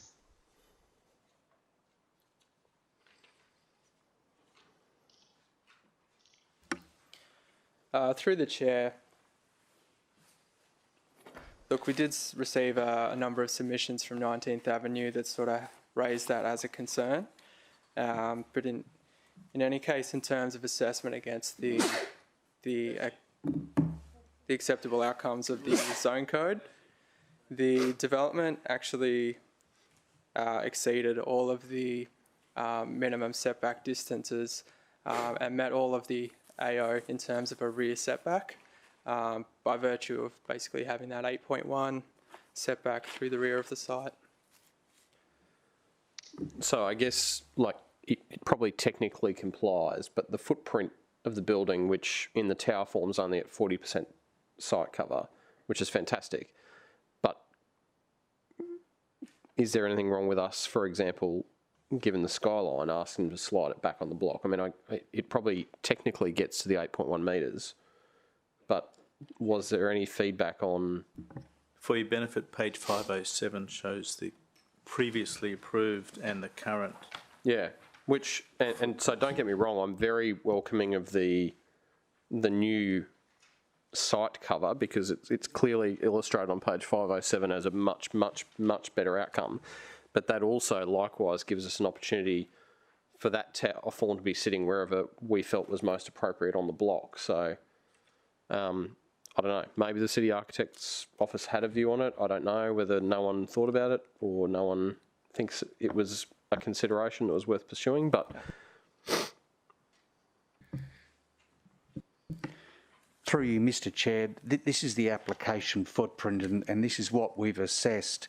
I'm just concerned that if there's a recommendation to shift it towards the Gold Coast Highway, we haven't had an opportunity to make comment or assessment on the changes in relation to landscaping, vehicle manoeuvring, ramps into the basement, but and also the interface with the 19th Avenue building. We haven't had that opportunity to actually make an assessment or comment. Right. Well, there's subject of submission. Mr Chair. Yes, thanks, Councillor McDonald.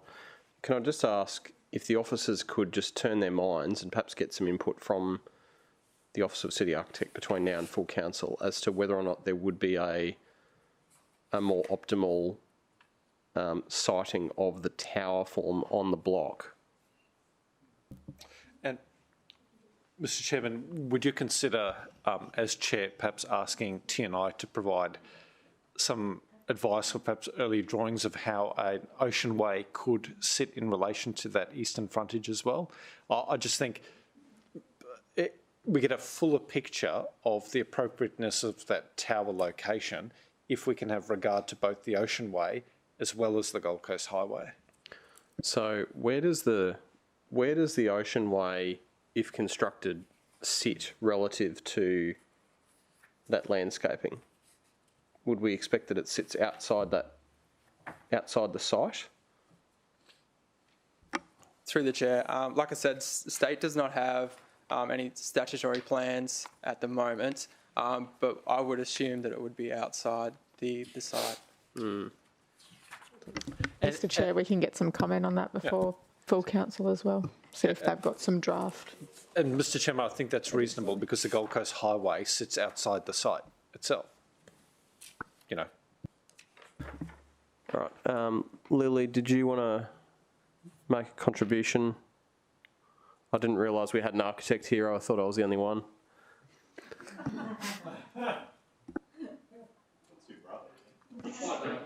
Okay, good morning. If you saw my lounge room at the moment, it's covered in house drawings.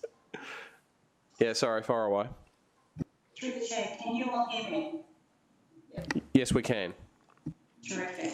As to the question of why the tower is so close to the eastern boundary, I think we considered the northern tower. If we were to bring our proposal forward, there would be overlooking and privacy issues. So where the current tower sits, it is not impacting as much because the northern development has a court adjoining our sites, and therefore we felt that it was probably appropriate. And given that Joe has mentioned the site cover and setbacks were compliant, we didn't really push for the moving of tower. Also, because if you look at the Magnolia development, the towers are very well set back from Gold Coast Highway, and we felt that pushing our tower backwards would provide more openness to the Gold Coast Highway. Okay, that's fair enough. Thank you. Thank you. All right, Councillor Taylor.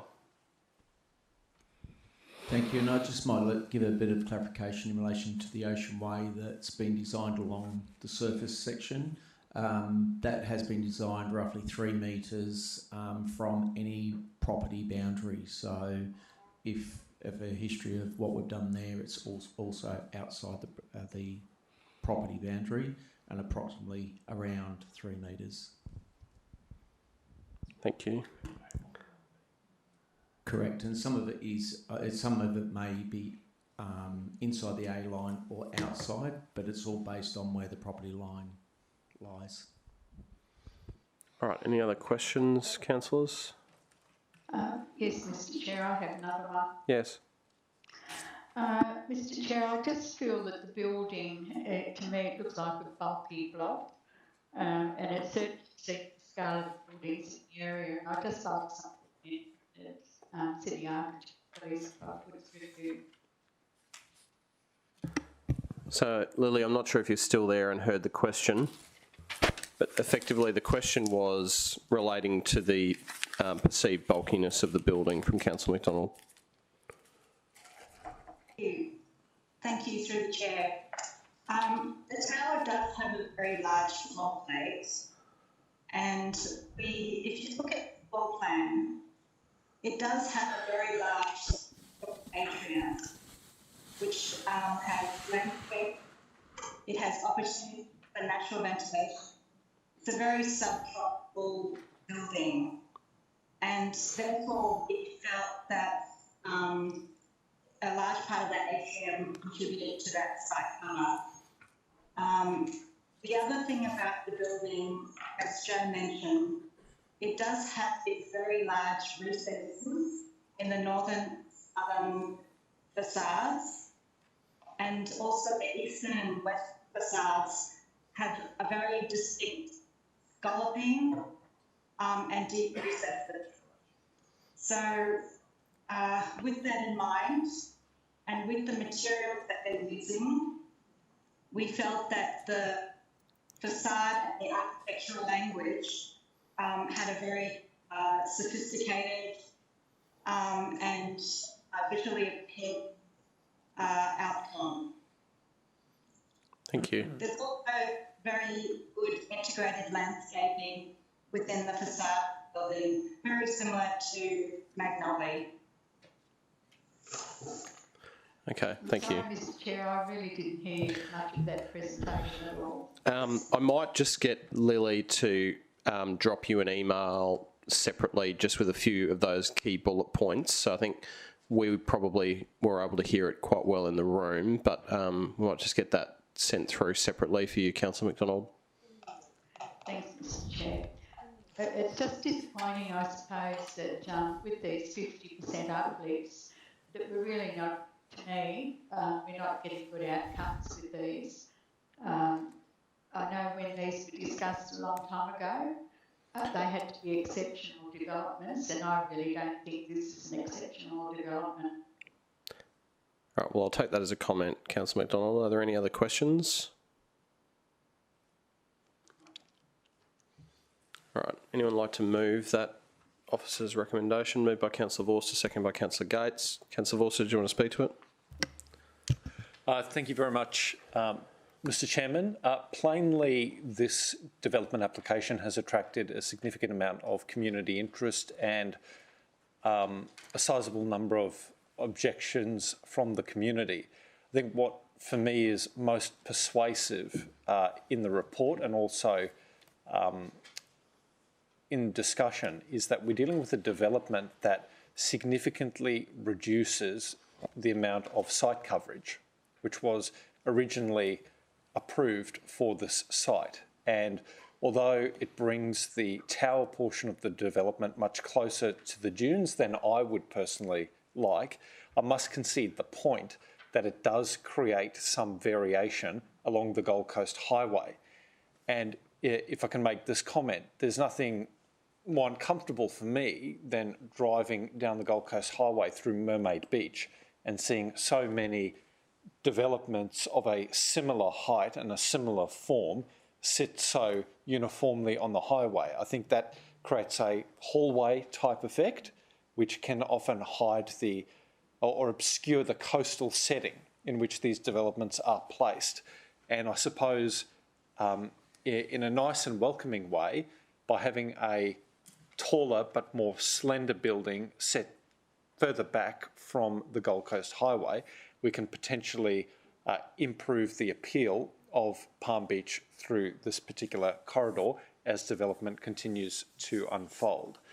So I understand perfectly where the objectors are coming from, but what's persuasive to me is that we do currently have a development application, and really this is a much superior proposition for the community, and I'm led to support it. Thank you.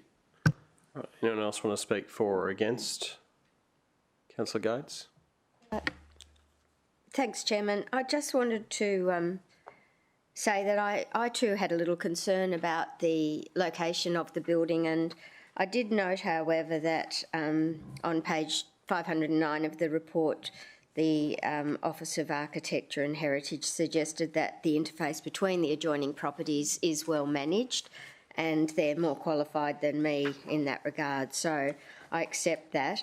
I also valued the Office of Architecture and Heritage comments that suggested that the whole building really has been designed to a very high standard, and especially in regard to the glazed balconies that reduce the bulk and massing of that building. So in summary, I think the reduced footprint and the architectural merit warrants what's before us today.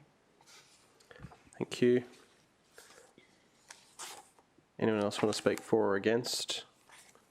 I'll just briefly add that I support the comments by both Councillor Vorster and Councillor Gates, and I just want to again talk about the height provisions that are in City Plan, and that what we see is the 50% uplift being an actual height limit, and that a building that would be proposed on this site that would be the height of the adjacent 19th Avenue apartments wouldn't be supported for approval because that height is not supported in the area. And to that extent, I think that the provisions in City Plan are working, and if we didn't have that significant control mechanism in the scheme, I think we would have seen a lot more much taller buildings in the Palm Beach neighbourhood, for example, than what we are currently seeing, because they are well contained within the historic provisions of the scheme.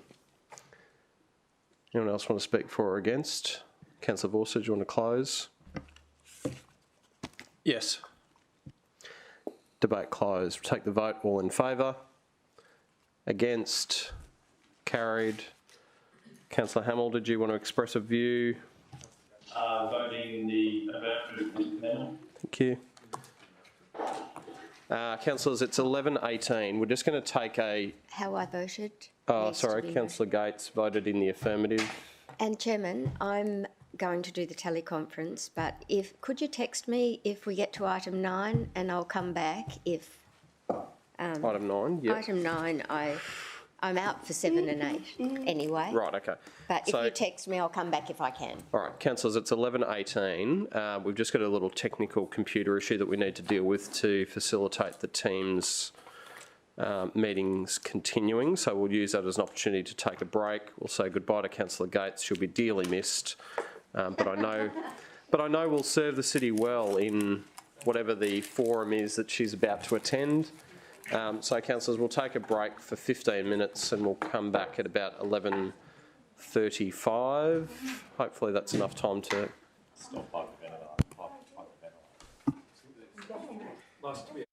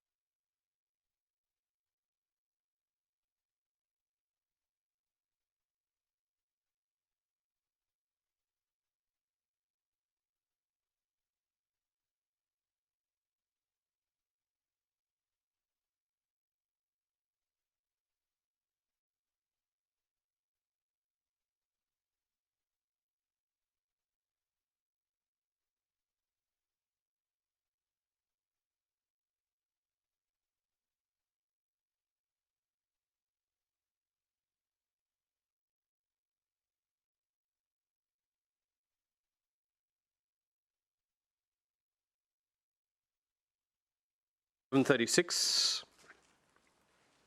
We'll resume the meeting. I'll just double check Councillor Hamill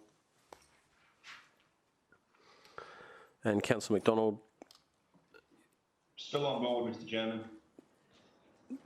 Yes, Mr. Chair. Okay, thanks.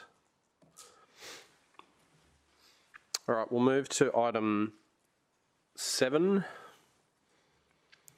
And just repeating the news for those who weren't tuning in earlier, Councillor Gates has just departed to get onto a conference call on behalf of the Mayor, so she'll be back a bit later. So item 7, the only declarations on that matter were Councillor Gates's. Would someone like to move that question? No? Yeah? Councillor O'Neill? Thanks, Chair. I know that the last time our report on special DEL items was brought to Council, we did ask that the councillors, any councillor comments be included in the report. I just want to make reference to 4.2, which is a development application for 335 Petch Creek Road. I did forward some comments to the planners, to the supervisor and to the assessing planner, asking could my comments below be on the report. But I think there was a little bit of confusion. I think that they thought my comments were just to go in their report to the Special DEL Committee. But I think from memory, we decided as a council that the council comments go in the actual report on the agenda item. Just so, you know, the residents who actually were concerned about any application be assured that the comments of the council was put forward. So if, with your indulgence, Chair, if I could just read just a couple of points of my comments to the planners about this application. My concerns were that Petch Creek Road was a rural road and not what I would consider being in great condition for extra traffic, and the road historically becomes cut off due to flooding events. My number 2 comment was the loss of amenity for neighbouring properties. Residents of Petch Creek Road have expectations that properties in this rural area are of residential nature only, which has been the case until recently. I did make a 3rd comment, which I'm not going to say in this forum, but it does concern development compliance issues in both the valleys that I'm experiencing. But I just would like those comments noted. Thanks, Chair. Okay, thank you, Councillor O'Neill. Someone want to move that item? Move by question, Councillor Peter Young. Thanks, Chairman. In regard to that same item, the Petch Creek Road, I wonder if the applicant was asked to allow council to delay the decision-making period in this circumstance and refuse that, or what the circumstances might be, please. Roger, do you remember that, the details of that timeline? Through you, Mr. Chair, the applicant, we attempted to, I suppose, request that the applicant stop the clock and provide us more time, but we weren't afforded that time. Thanks for that, Chair. Councillor O'Neill. Thanks, Chair. Thanks, Chair. I'll just add to that, Councillor Young, that I had advised planners that I would not be, it would not be my preference that it be decided by special delegation because I could not support it. Thank you. Councillor Vorster.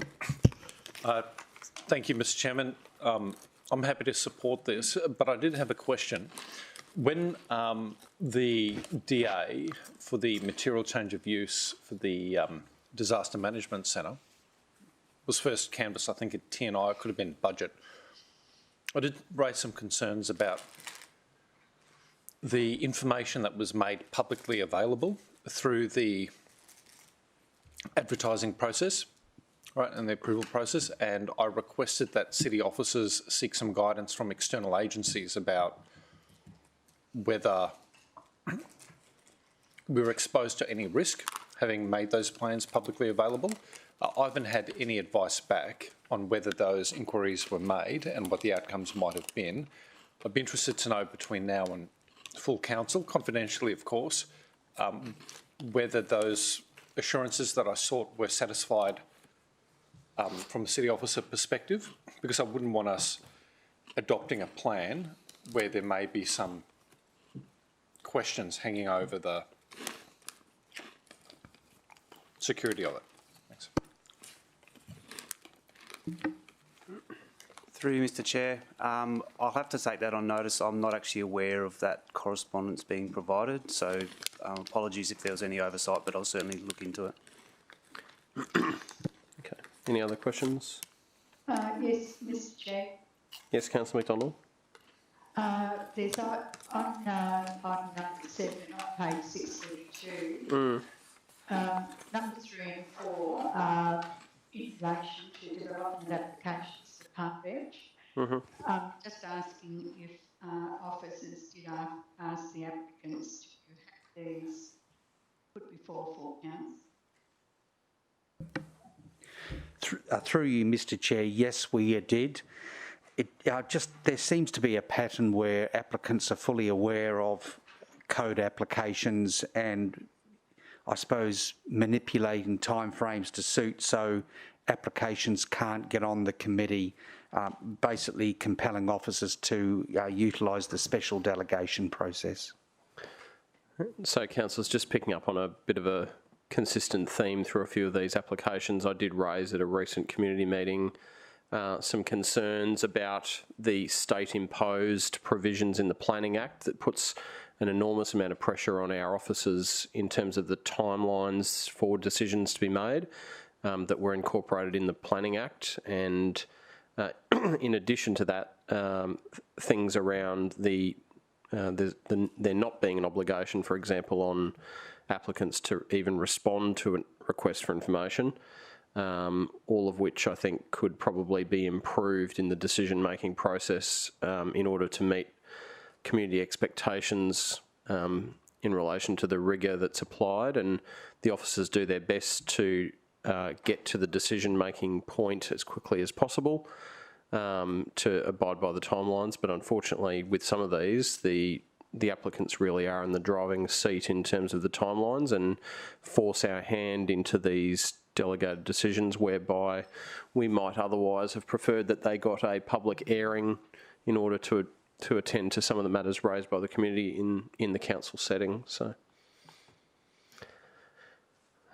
anyway. Point, Chairman, and I'm happy to move the officer's recommendation. Do you think we should include a second point that we make some kind of submission to the government in regards to that, those constraints, which really do compromise or contradict community expectations, as you've just said? What we're probably better off to do is at some point undertake a body of work separately to this, which might identify a whole suite of changes in the Planning Act that we could then send up for consideration. I mean, I don't know whether the state has any views to move any amendments to that legislation in the nature of that we've raised, but I think we need to be forearmed for the point in time where that legislation is reviewed from a practical application perspective, so that we can make those contributions and so that we can,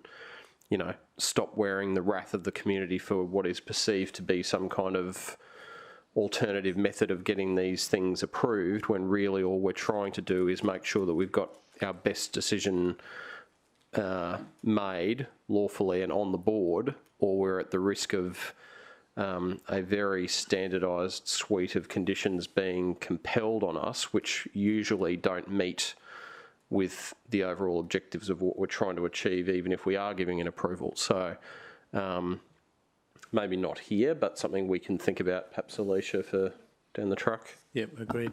Mr Chair, if you don't mind too, Councillor Young, Councillor Gates and I attended the South East Queensland Regional Planning Committee a couple of weeks ago, which is all the council planning directors and the mayors or their delegate at that time. That was certainly raised by most of the councils there, and Councillor Gates did raise that towards the end of the meeting, where the planning minister did take that on notice and said that at the next planning committee, which will be in another month or so, that will be an item for discussion. Councillor Vorster. Thank you, Mr Chairman. As you may be aware, we have been invited as a council to make potential policy submissions for the next LGAQ conference to be held in Mackay. It's something that I did on behalf of council, I think last time the conference was held, and I think that's an important opportunity to at least send a signal to the state, together with all councils, around some of the changes that we want to see. Not to say that this forum that the directors pointed to is not the best one, but it just adds a bit more clout if all councils are on board. And I might say we took a couple of DA process issues to that forum last time. I think, just adding on from Councillor Young, I think a reasonable position to land on is that if a DA is lodged and council has endorsed a schedule of meetings, then it's reasonable that an item be considered at the next closest meeting, because the DA is being submitted in full knowledge of when it would reasonably be considered by council. They're forearmed. So that may or may not form the substance of our policy push, but we only have the opportunity to do this at the next council meeting, because the deadline is the 10th of August. Okay, well, let's have a think about that. The other thing is, obviously, we don't really have any provisions for stopping the clock ourselves, do we? So, you know, there's a number of ways that you could probably get to that same outcome that we might want to consider. Councillor Taylor? Thank you, and I'd just like to touch on that. I think in the last 12 months, particularly my area, Division 10, and we get a lot of applications, a lot of community angst, and I really believe that the community don't really understand the process that we need to go through and the obligations we've got. And if we have got the ability to review and give feedback to state government to help our team and our planners get the right outcome, I think it would be very, very useful for us as a council to at least ensure that we're showing our frustrations and our concern to state level at some point. And thanks very much for your contribution at a recent community forum, which actually helped hopefully give the community some understanding of what we have to try and deal with to deal with some of these applications. And just one other thing while we're creating a shopping list of items, the severe codification of the assessment of DAs has been a significant shift. And so, for example, when we're deciding a code application, we can't have regard to any of our strategic framework. Now, when we drafted the scheme, we obviously put a huge amount of time and effort into making sure that as an overriding statement of vision for what we want in the city was bang on.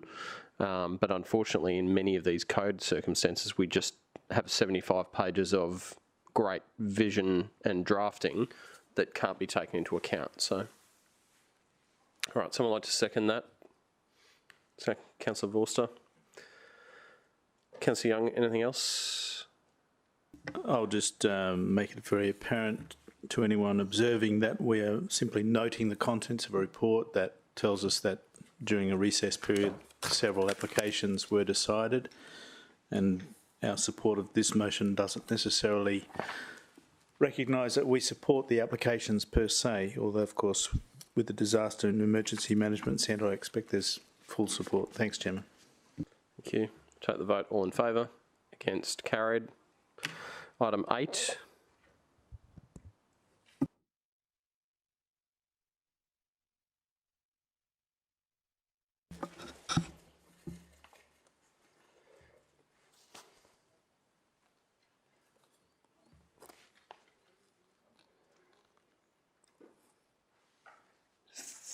Through the chair.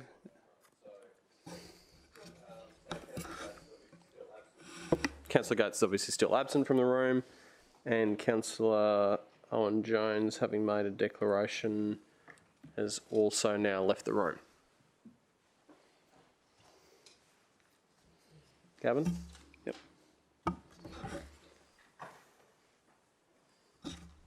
Is a PowerPoint? Yeah, we'll do a presentation. Since Councillor Bowden-Lumsden's made it all the way in from Arundel today, we should provide him with the opportunity to see the future of Labrador in pictorial form. Through the chair. Good morning, Mr. Chair, councillors and director. This application is for a minor change to an existing development approval for a material change of use for multiple dwelling and short-term accommodation. The approval relates to 174, 176 and 180 Marine Parade and 1 and 3 Frank Street. The subject site is located in Labrador, west of Lenfox Park and north of Lotus Creek. The subject site has two frontages, one to Marine Parade to the east and Frank Street to the west. The subject site comprises 5 properties with an area of 4,263 metres squared. The subject site is within the high density residential zone and has a building height of 53 metres on the building height overlay map. The subject application seeks to change the most recent development approval for a 22-storey high-rise tower for multiple dwelling and short-term accommodation. The approved tower contains 99 units or 233 bedrooms, which equates to a density of 1 bedroom per 18.3 metres squared. The proposed changes to the development include an increase to the building height by 3 storeys or 9.47 metres, resulting in a 25-storey development, an additional 56 units and 184 bedrooms, resulting in a density of 1 bedroom per 11.2 metres squared. There are amendments to the basement, ground floor, tower plate and the tower design. There's also an amendment for the road reserve to the south, which is consistent with showing the existing public car parking arrangements. So, Gavin, I'm just interested, are you going to get out there and measure that 3 centimetres below the... If you'd like me to, Mr Chair. All right, keep going. At the ground floor, the main change includes the removal of the gym building from the northwestern corner of the site. The pool and the associated communal open space facilities are proposed to be consolidated beside the tower, with communal open space now also included at the rooftop level. As you can see, the basement ramp has been repositioned and the waste servicing facilities have been shifted towards the northwestern corner of the site. The development includes additional visitor parking spaces along the northern boundary and an increase in the basement footprint. The total car parking proposed is 263 residents and 18 visitor spaces, achieving compliance with AO1 of the Transport Code. With respect to site cover, there's no change in the overall ground level site cover, with a marginal increase in the tower site cover from 22 to 23.3%. With respect to setbacks, the ground level, the proposed building wall setback to the Marine Parade frontage remains consistent with the original approved minimum setback of 6 metres. Building wall setbacks increased up to 11 metres along the Marine Parade heading towards the north. The revised ground level layout includes a minimum terrace setback of 3.88 to Marine Parade as compared to the original minimum setback of 5 metres. At the ground level, the minimum southern property boundary setback for the terrace is 1.6 compared to the previous 2 metre setback. The wall setback along the southern boundary is varied and has an average setback of 4 metres. The tower setback to the northern property boundary has increased from 11 to 13 metres, which is defined by the internal driveway and access landscape planting. The development includes landscaping on site, verge improvements and landscaping within the road reserve located adjacent to the south of the site. The proposed public landscaping will maintain the car parking spaces at the corner of Marine Parade and Frank Street. The slide shown here is identifying the differences in the tower floor plate. The location and dimensions of the proposed tower are generally consistent with the approved development. The revised tower siting provides a minimum southern boundary setback of 2.3 metres to the balcony and 2.7 metres to the tower, compared to the approved tower location setback 2.9 to the balcony and 4 metres to the tower. The remainder of the tower setbacks are consistent with the original approval. The approved and proposed perspectives are shown on the screen. The proposed development seeks to increase the building height from 22 to 25 storeys, or 79.47 metres. The subject site is located within the urban neighbourhood element, where increases to building height of 50% can occur, resulting in a height of 79.5 metres. In the context of the original development, the proposed change is not considered to dramatically change the built form of the development in terms of its scale, bulk and appearance. City officers have completed a revised assessment against specific outcome 9 of the urban neighbourhoods element and consider the development to achieve specific outcome, allowing for the increase in the building height. The proposed change seeks to increase the residential density, resulting in a density of 1 bedroom per 11.2 metres squared. The additional 56 units and bedrooms have been accommodated within the revised floor plate configuration through the tower. The site is considered to appropriately accommodate the density with respect to its proximity to facilities and services, community services and open space, confirmation of appropriate sewer and water capacity in the network, and satisfaction that the traffic generation as a result of the density is not expected to cause any adverse impacts on the road network. The proposed development is considered to provide a high-quality urban outcome that will positively contribute to the streetscape character. The design elements of the ground floor and the public and private landscaping and streetscape improvements will improve the streetscape character at both Marine Parade and Frank Street.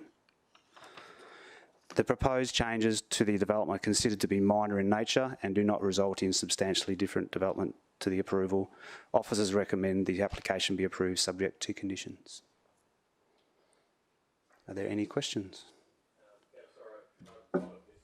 Yes. Presentation, but just in relation to the comparison tables and car parking.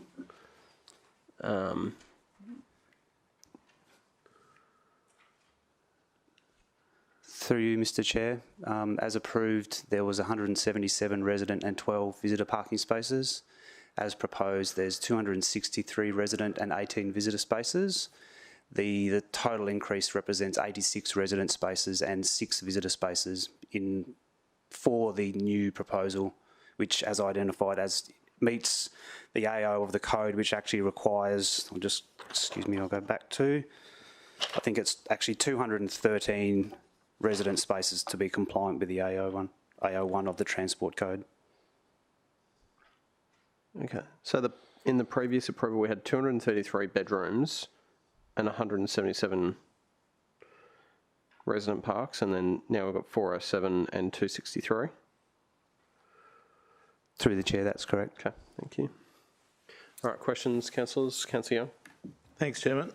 Yeah, so in regard to that same table, with the proposal changes in the yield, it says in the comment it says additional 56 units and 148 bedrooms, but my maths just goes 407 minus the approved 233 is an additional 174 bedrooms. Am I wrong?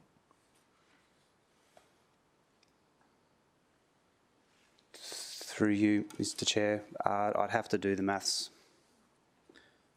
Well, I'll help, Mr Chairman. Yep. If those numbers are right, it's 407 now, and it was 233.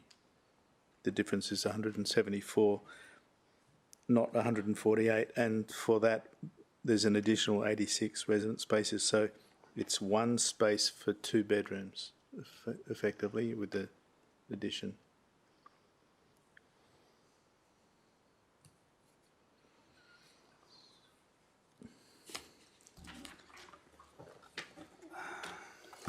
So can we please look at the car parking provision? So I actually think maybe that the 407 is the wrong number.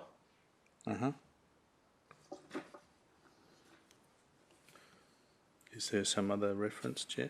Well, just if you add up the numbers below.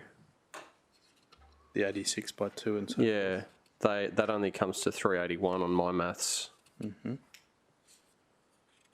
So 381 minus 233 is 148. So I think actually the uplift in numbers is correct. The number that's wrong is that the 407 should be 381. Thanks. Through the Chair, apologies for that oversight.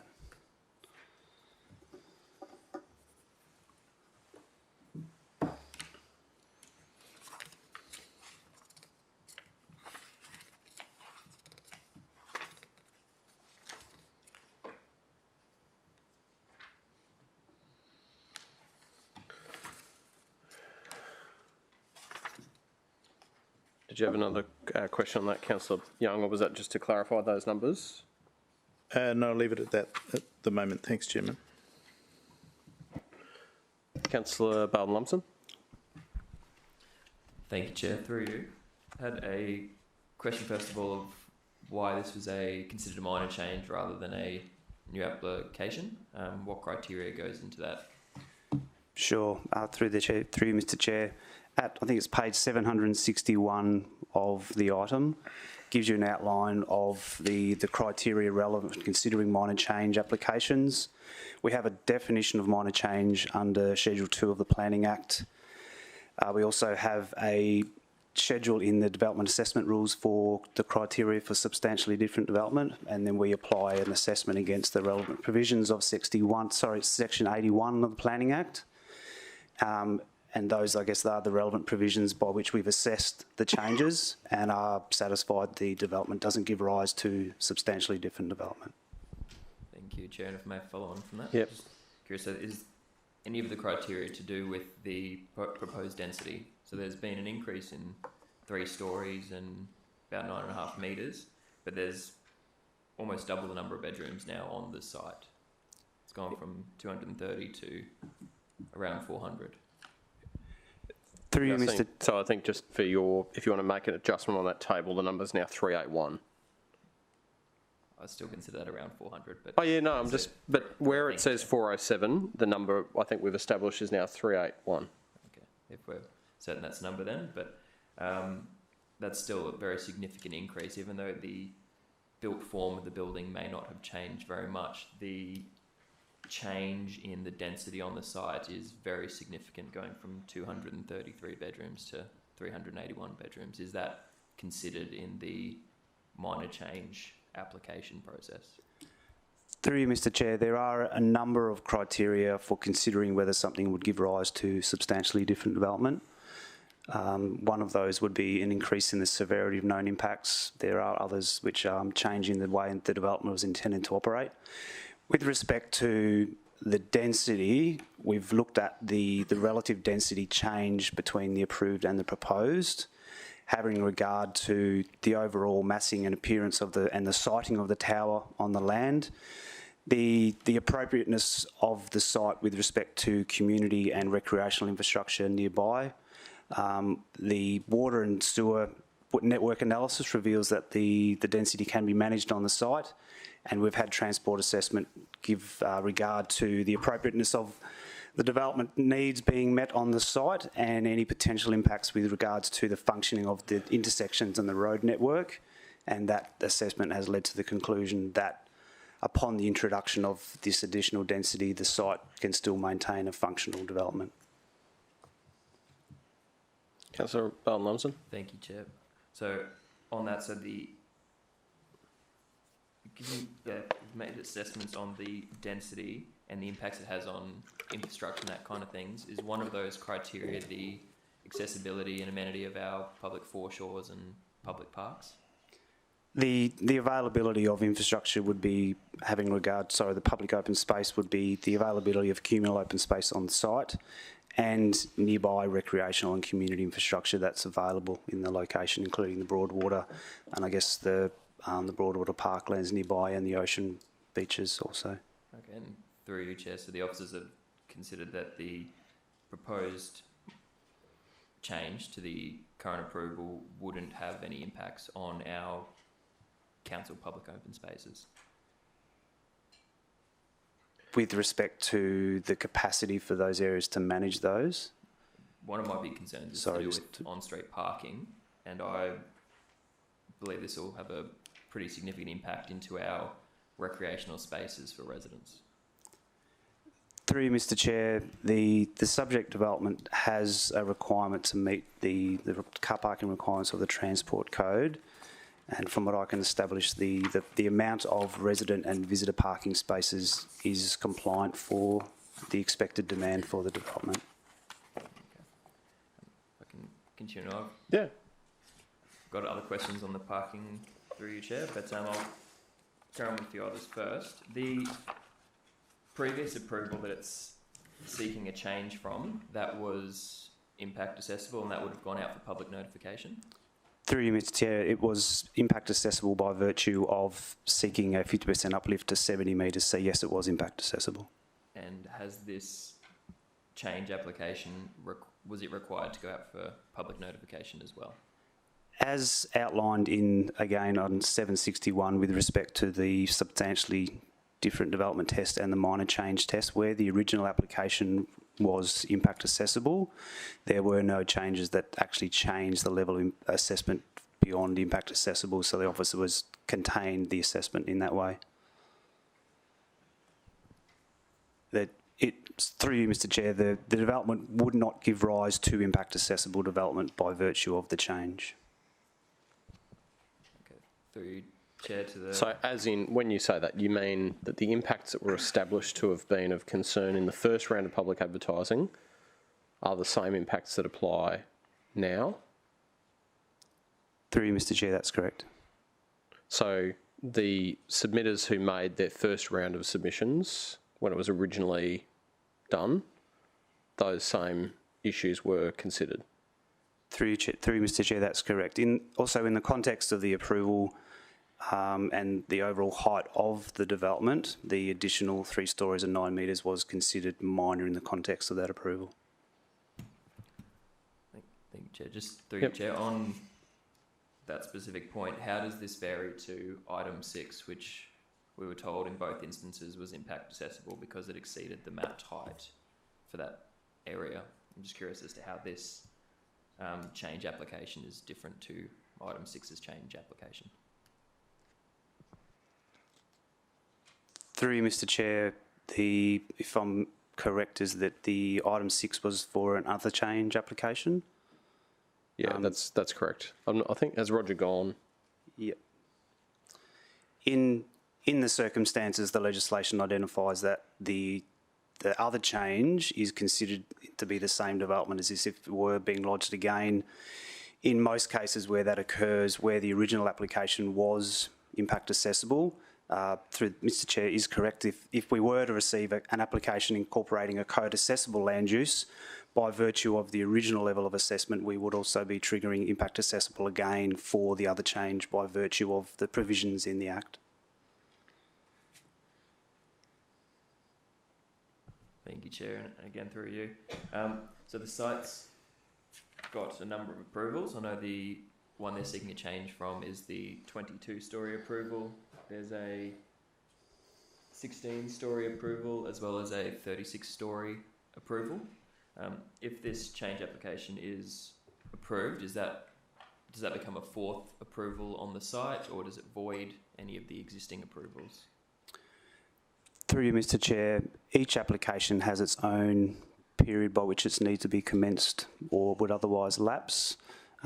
Each applicant has the opportunity to choose which development they choose to enact upon. So effectively, this would be an approval that they could take advantage of if they chose to do so, in addition to the others that are still relevant. So we're obviously not taking away the 36-storey one, for example, that Councillor Barton-Lumsden was referring to, but the prior 22-storey development application, once changed, that one is not an option? Through you, Mr Chair, that's correct. Okay. And who... The applicant obviously decides which current approval they are seeking a change on?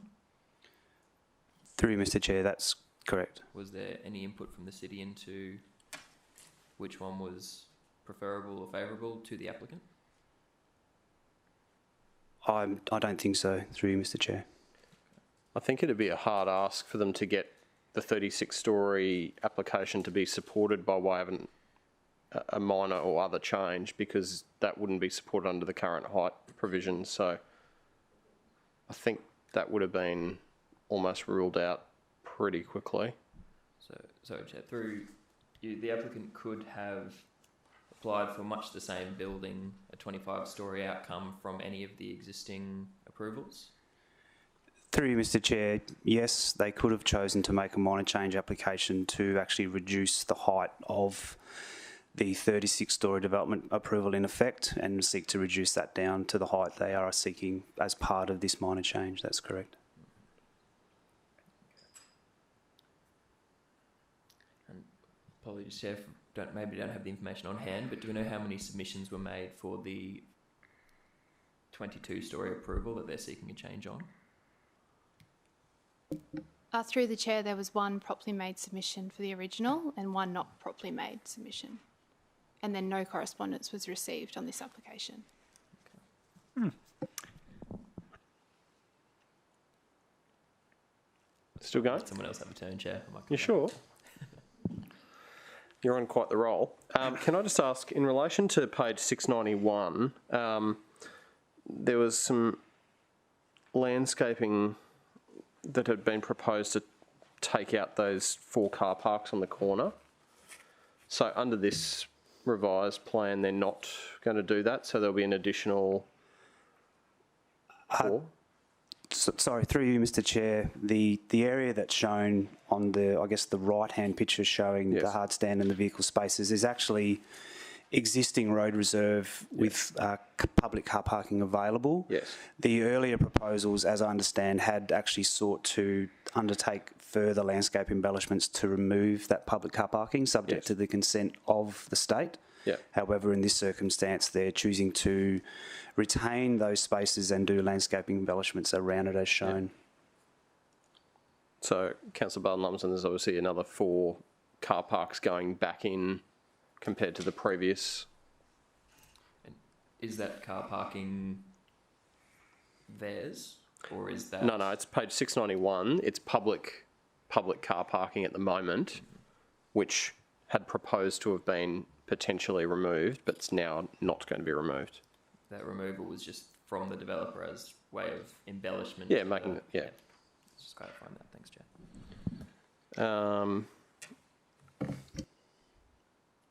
What was I going to say? No, that was all. Councillor Vorster?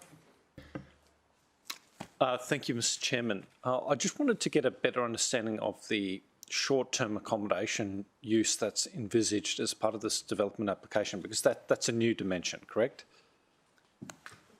Through you, Mr. Chair, the application did approve multiple dwelling and short-term accommodation. The historic one did? Yes, through you, Mr. Chair, it did. Okay, so, and they're proposing to carry over that use now with this fresh DA? Through you, Mr. Chair, that's correct. So, is that for hotel-style accommodation, or is it merely for rentals that are less than 3 months in duration? I'm just trying to envisage the typical visitor to the site, if that makes sense. Through you, Mr. Chair, as I understand, each apartment is fully functional as a multiple dwelling and can be used as a short-term accommodation.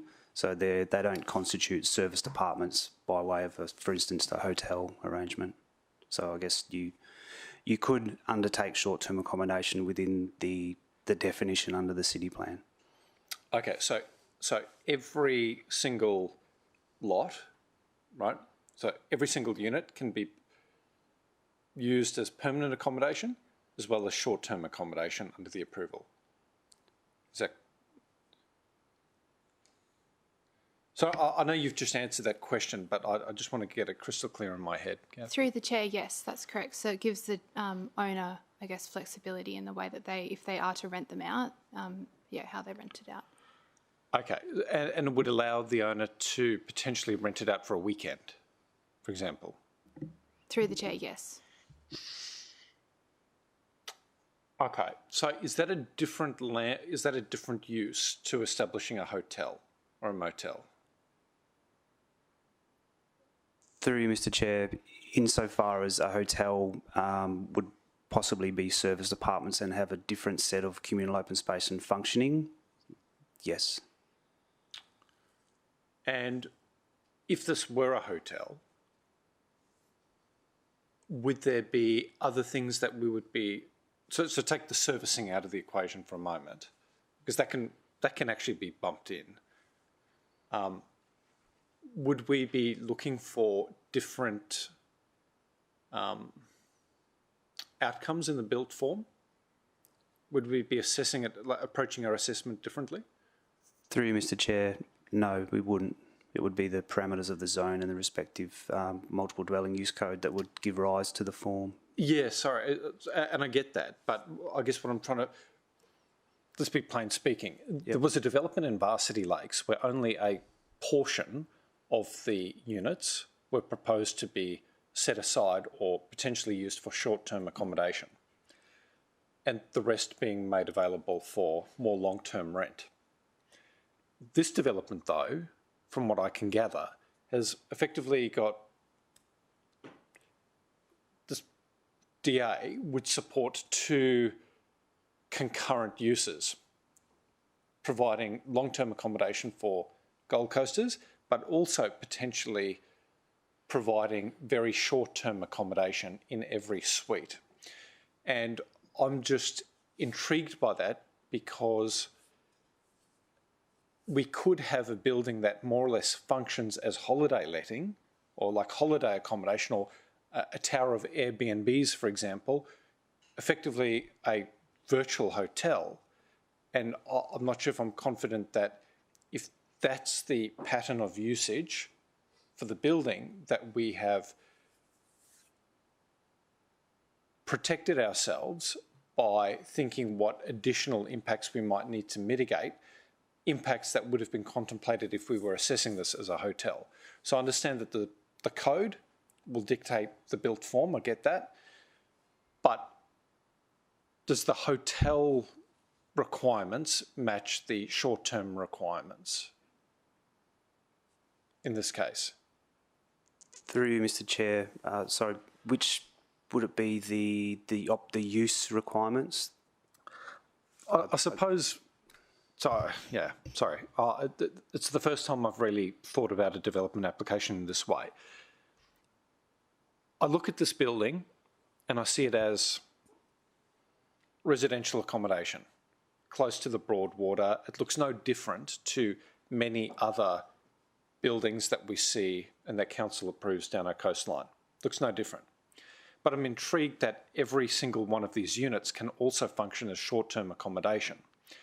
And then that makes me think that perhaps what we're dealing with is not so much long-term accommodation for locals, but instead what is functionally a hotel, or could be functionally a hotel, because every unit carries an approval potentially for short-term use. And if it were to function practically as a hotel, right, I wonder whether we're addressing some of the impacts that practical and lived out use could create for the community. And I wonder whether those issues are addressed when we consider a development application for a hotel as opposed to a tower of short-term accommodation. So, I don't know, Alicia, do you want to try and address this? I mean, I would say, in my experience, this is probably a fairly common suite of approvals, and there are lots of buildings along the coastal strip that actually have the option to either be owner-occupier, long-term rentals, or short-term accommodation. That's a pretty common configuration. I think in this situation we can only assess probably what's been applied for, and as long as the officers have accepted the application as being properly made for short-term accommodation, then they've obviously determined that there's no other need to look beyond that. Yeah, and so, Mr. Chairman, can we? Fair enough, and I probably have very, like, I'm on thin ice with the argument. It's interesting to me that when I think about a similar application by related parties, there was a mix.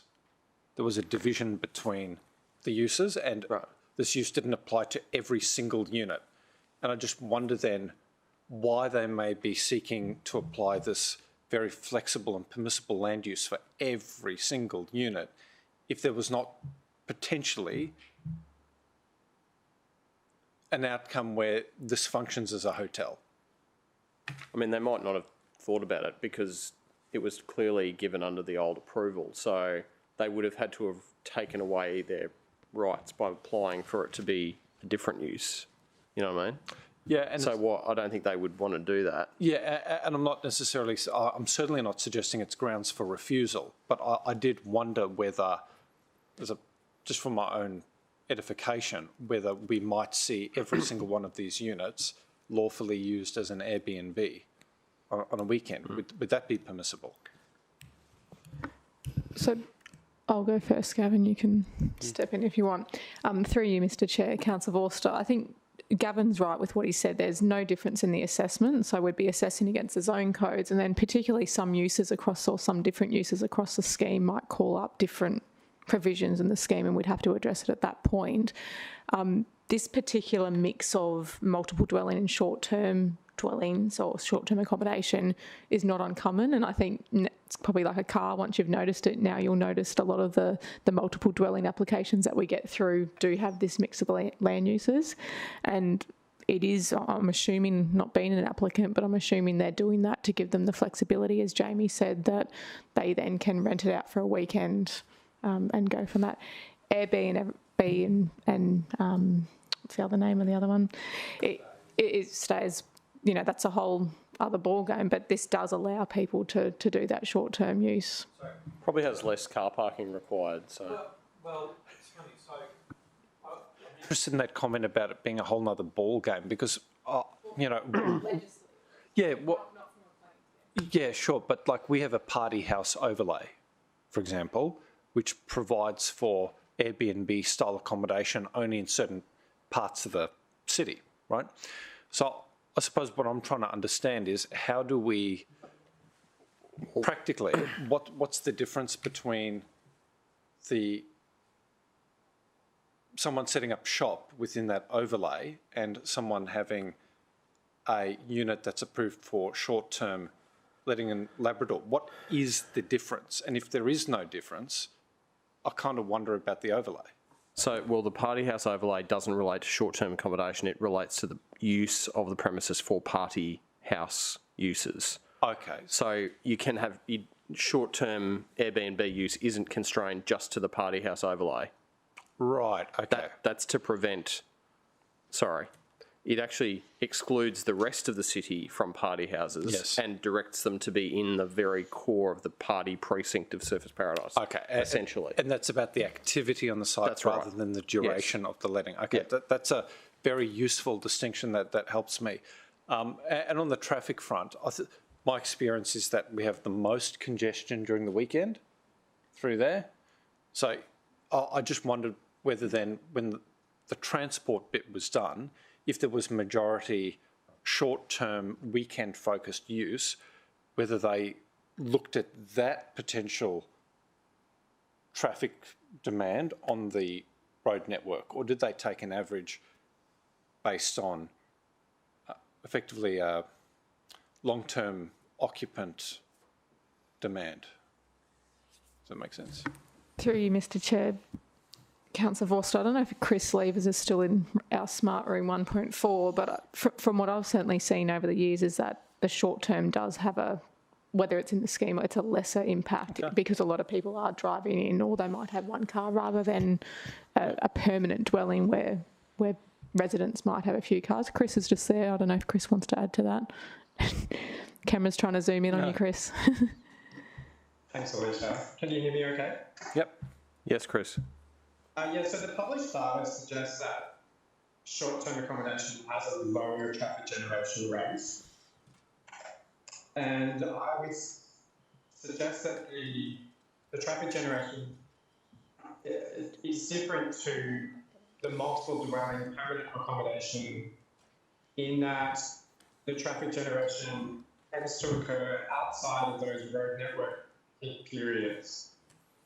You get that kind of late checkout, around 10 o'clock in the morning, and, early check-in from about 2 p.m. So in terms of the published data, it has a lesser traffic generation on the network. So, Chris, just before you go on, we'll just flag that Councillor Hamill has just notified us that he's stepping out of the room for 10 minutes. So, Councillor Hamill, if you can just let us know when you return. Sorry, Chris. Sorry to disturb you. That's okay. That's all I wanted to say, Mr. Chair, unless you had a follow-up question to that. Well, I did on two fronts. Firstly, do you think that the increase in visitor car parking is a positive, and the fact that it's now located easily accessible at grade is an improvement on the prior approval? Yes, I think that's an improvement compared to what's currently approved.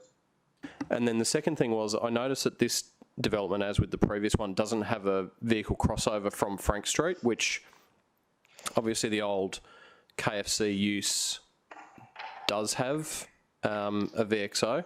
So do you think that will actually be a benefit to the local traffic movements in that area? Yeah, I think removing direct access to that high order road is definitely an improvement to the road network performance overall. Okay, thank you. Councillor Taylor, followed by Councillor Pauline Young. Thank you, and through to the Chair. In relation to what Councillor Voss is talking about, and obviously directing people into the precinct is my understanding how the city works, and the challenge we do have is the right of use over the years of the 20, 30 years, where some developments have generally been designed for permanent occupiers, and then you have the people are using it for Airbnb. That's always been a challenge, and is still a challenge that we need to address and understand correctly. But my understanding is, and I suppose this will be the question in relation to this development, is with a shorter term accommodation for hotels and motels, it may impact the car parking. I've seen one particular project where we under-supplied the car parking based on full-time residential to short-term, and then the current body corporate then had to ascertain or determine how many were full-time residents because the amount of car parks were allocated to that particular project. So I suppose my question to you with this project is, have we allowed enough car parks for it to be a full-time residential accommodation block to maintain the minimum amount of car parking, where, as I said, I've seen before where they've been reduced when it's been short-term? Through you, Mr Chair, I might defer that question to Chris if he doesn't mind. I understand it's compliant, but he may be able to build upon the rationale behind that. Through you, Mr Chair. So, yeah, the current proposal has 263 car parking spaces for 155 dwellings. So the way that works out will be approximately 108 of the dwellings will have 2 spaces and 47 will have 1 space. In terms of compliance with the acceptable outcome for multiple dwelling, it's about 50 spaces in surplus. In terms of short-term accommodation, the requirement would be 1 space per suite. So the acceptable outcome would be more like 155 spaces, which means it would then be over 100 spaces in surplus.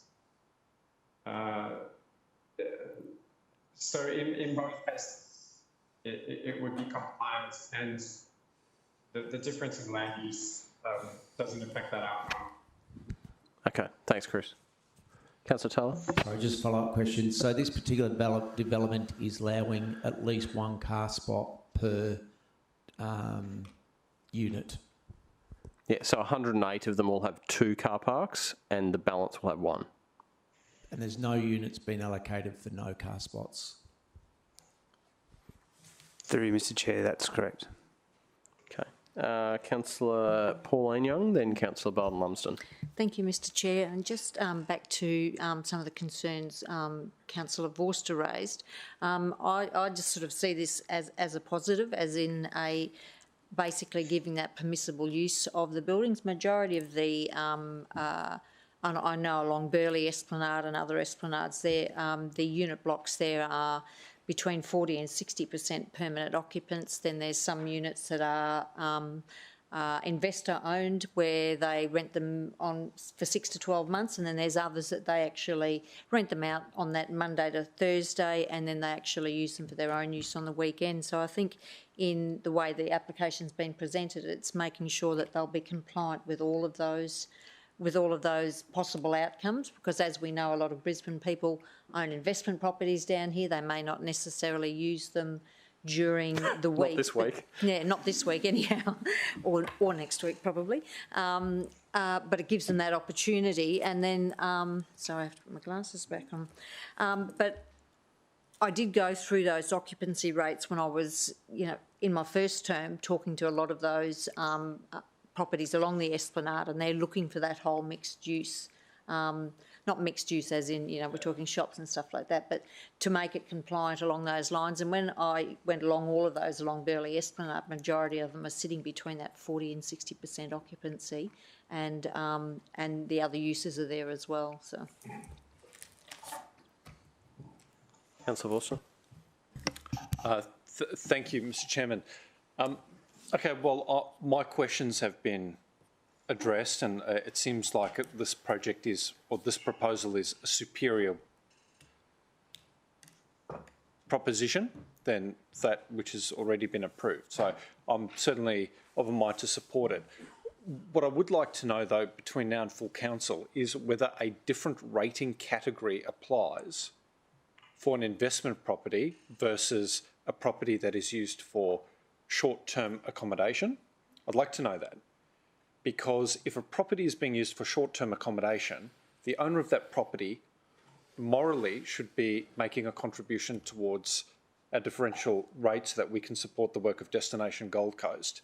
And I'd like to know then, in the same way that other developments have been asked to maintain a register of, how their site is being used and by whom, whether the body corporate can be obliged to maintain that register so that as a council we can make sure that rates are being levied appropriately, because if a development can function effectively as a hotel and induce visitors to the city, then we need to capture some of that value, noting that those visitors are arriving in the city because of the work of Destination Gold Coast, and it's unfair for hotels proper to carry that burden. So I just want to give some thought to a condition like that.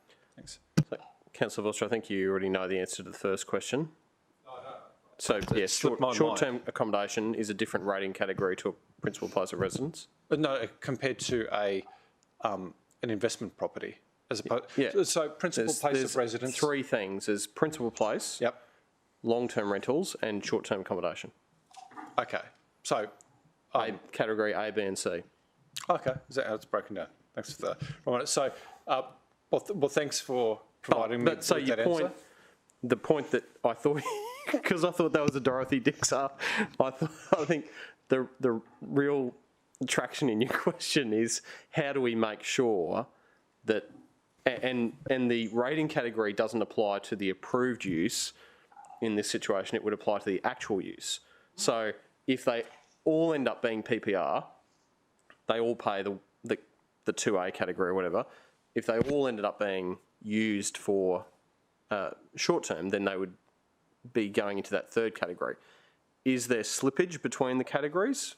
I think yes, there is. And the self-regulation requirements could probably be bolstered to make sure that people land in the right category. Yeah, so if a body corporate maintains that register and that it's made available to us, I think that's actually very, very, that should be standard practice, because we know as a city we're having to spend good money on data brokering services to identify short-term accommodation uses in suburbia.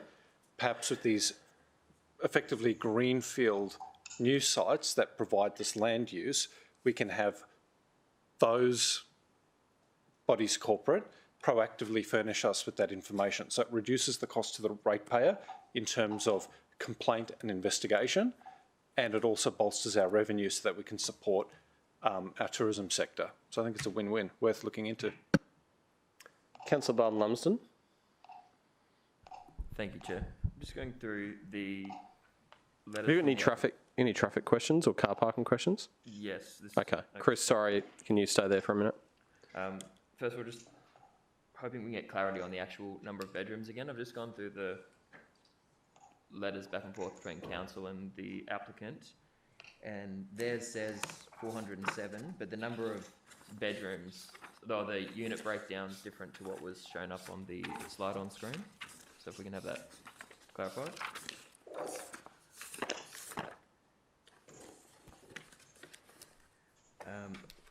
just wanted to note as well, in that same letter as well, they've made mention of their meeting with council.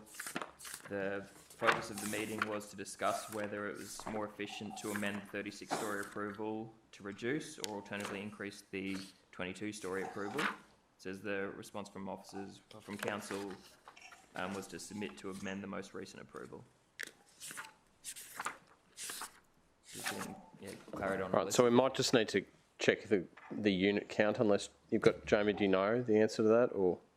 I'll just check it and I'll come back to you. Yeah, so we might have to just get that information. It says 407 bedrooms, 62 bedroom, 93 3-bedroom, and 2 4-bedroom. Yeah. Can you, Gav, can you just bring up that slide that has that?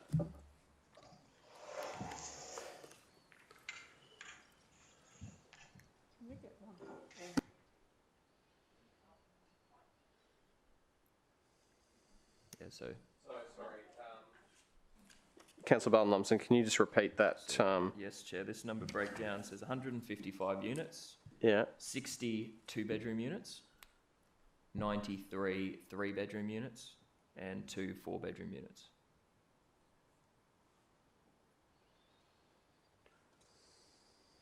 Okay. So I guess my traffic question relating to that then, through you, Chair, to Chris, is the parking benchmarks for residential primary place of residence, what's the terminology? Principal place of residence versus a short term. Are those parking benchmark requirements different between those two uses?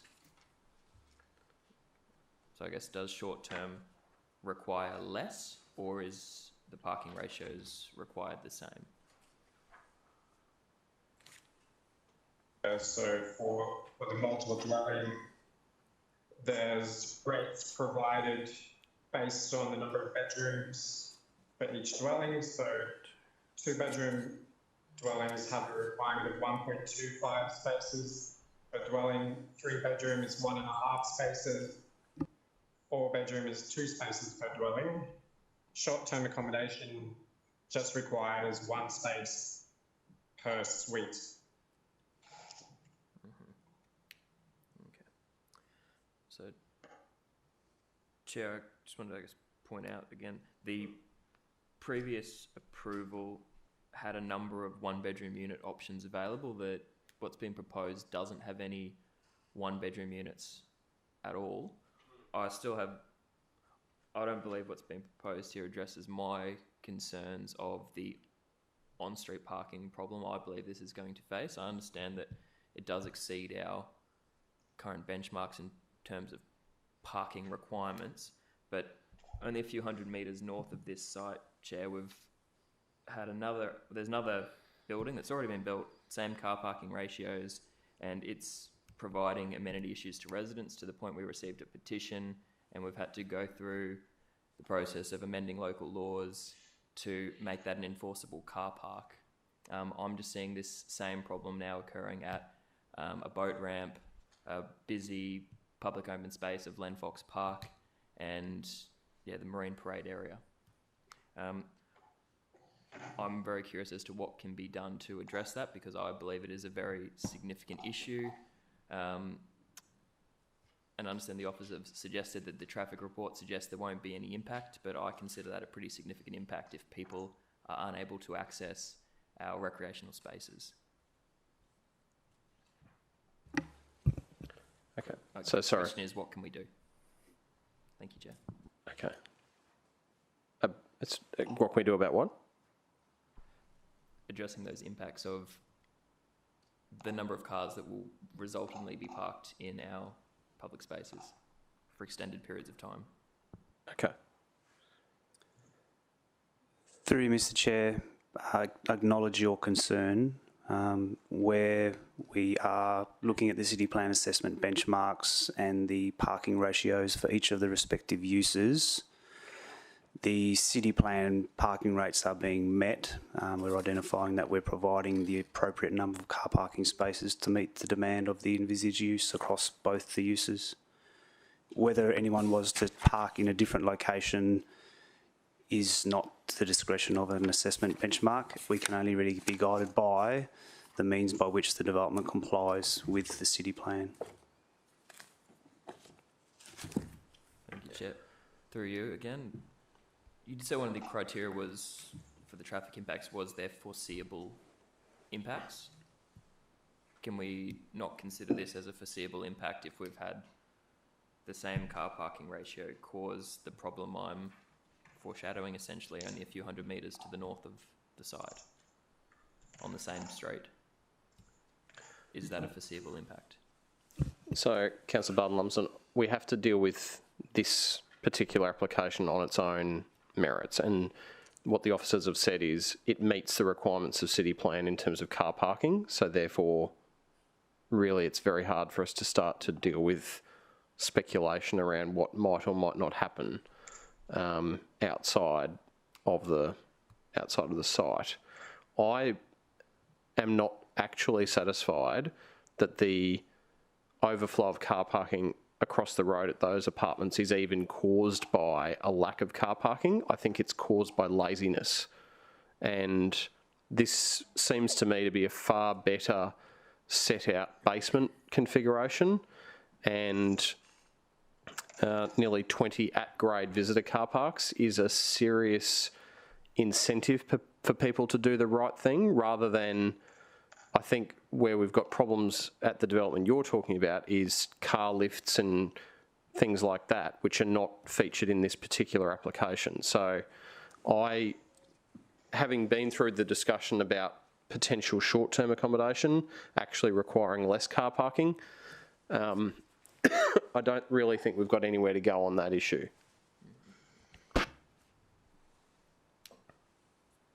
Yep. Sorry, Chair, just for clarity for me, the at-grade car parking on this proposal, my understanding was the proposed visitor parking. Yeah. Is that the car parking you're referring to? Okay.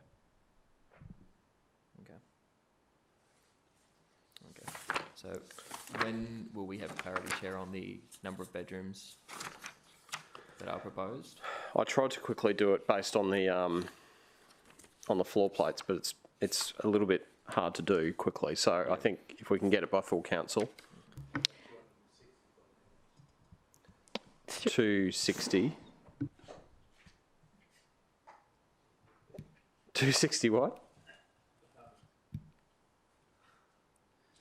Through you, Mr Chair, we can get that to you, Councillor Barton-Lumsden, this afternoon as soon as possible, but we'll package that up in answering the other questions from today before full council, but we'll get that clarification on the bedrooms ASAP.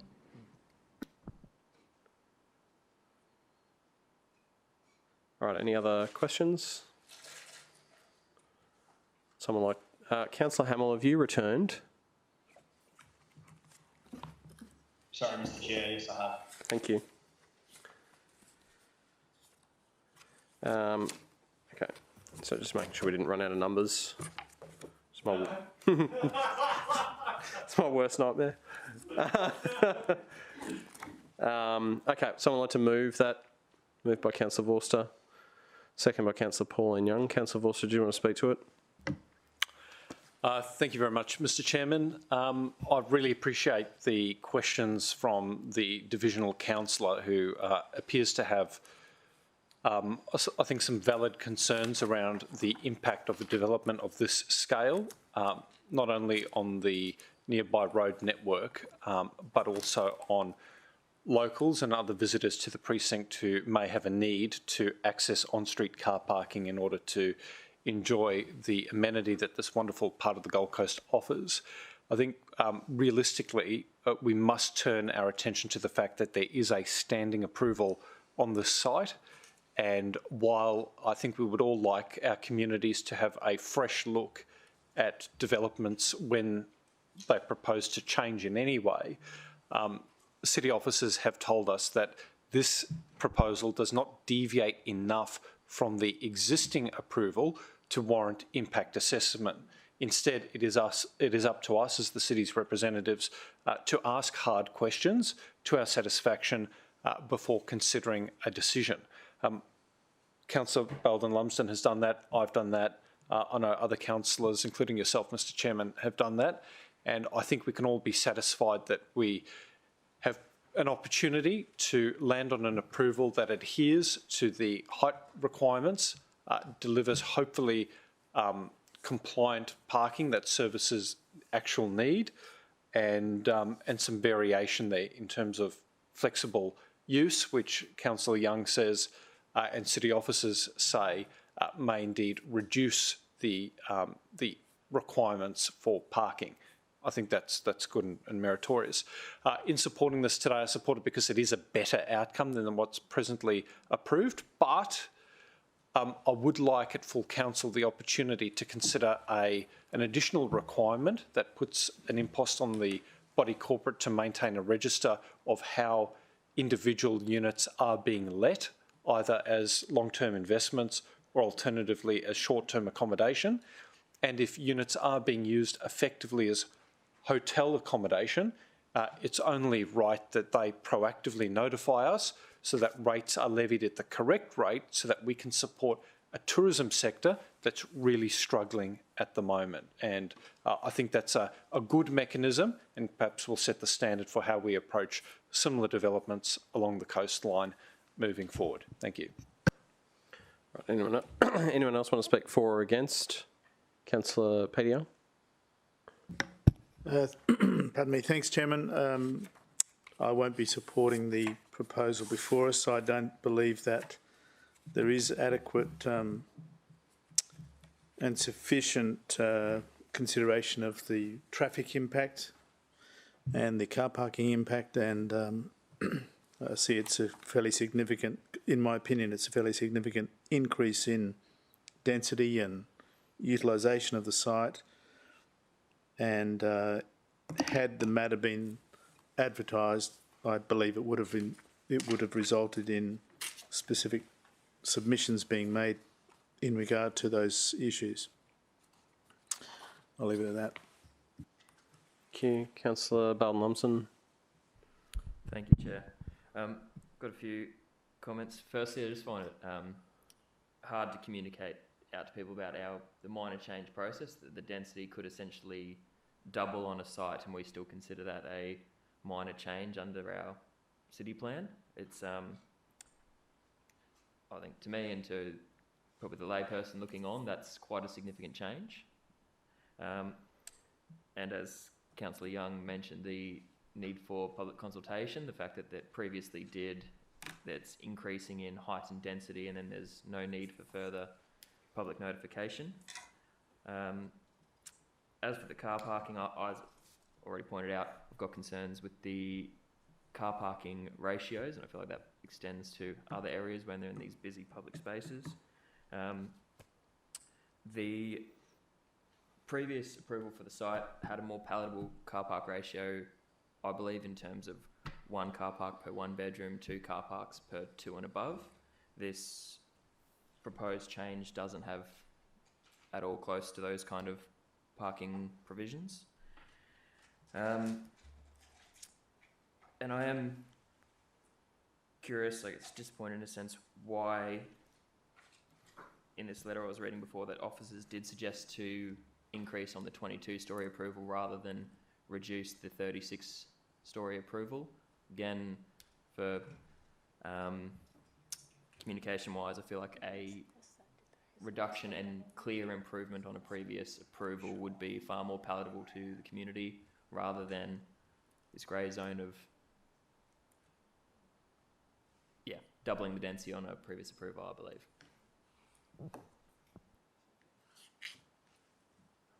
For the, maybe through you, Chair, to the Director, that's on PD Online, that's the documents titled, one's called report and the other's email to applicant with informal information request. Through Mr Chair, do you mind repeating that for me, Councillor Barton? I'll just clarify with Jamie that I don't think it was council officers that suggested to change the application that has been changed, so we've just assessed what was lodged to the city. Okay.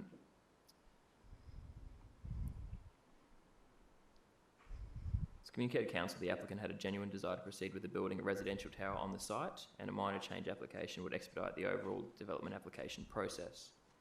The discussion focused on whether it would be efficient to amend the 36-storey approval to reduce the height and yield, or alternatively to increase height and density on the 22-storey approval to achieve the desired outcomes for Home Corp.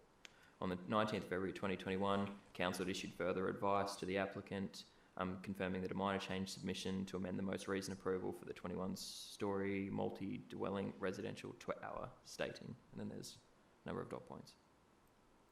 So did you say that was an email on PD Online, or? All these documents I've been reviewing here on PD Online. Or is that the applicant's report that they lodged? That has its own letterhead, yes. I'd have to see the document, so I'm happy to look at that between now and full council and get you some advice on that. Thank you. I also appreciate the clarity on what actually is coming in terms of number of bedrooms, units, that sort of thing. Councillor Pauline. Just a question, Mr Chair, through you, or through to Gavin or the director, to go from a 36-storey building down to, say, a 22-storey building, so we've got, as Councillor Barlin-Lumsden's raised, that would be more than a minor change if you were chopping off a third of a building? Or would it again just be a whole new...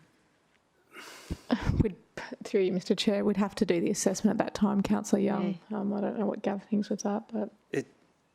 Through the chair, there obviously the tests for substantially different development do talk about a worsening of impacts or changing the way the development would operate. So there may be merits that a reduction in that scale would be more acceptable. But again, we would need to really consider the assessment of that proposal. Thank you. Anyone else want to speak for or against? I'll speak for the motion briefly. I fully understand the complications of any change application that Councillor Barlin-Lumsden's contemplating for his community. They're not necessarily that easy to understand, but for my part, I'm not particularly concerned about whether this was the 36 or the 22 or the whatever it might be. In the end, we've got to contemplate the outcome of the 25-storey apartment, which is the motion that's been moved for approval. And I think it's been long anticipated that this site will have a high-rise development. And I think that the two submissions that were received in relation to the 22-storey building were indicative of the fact that people fully expect that that's where a high-rise building will be going. The thing that hasn't got a lot of airtime, I think, which is quite critically important, is the proximity of this particular development to public transport.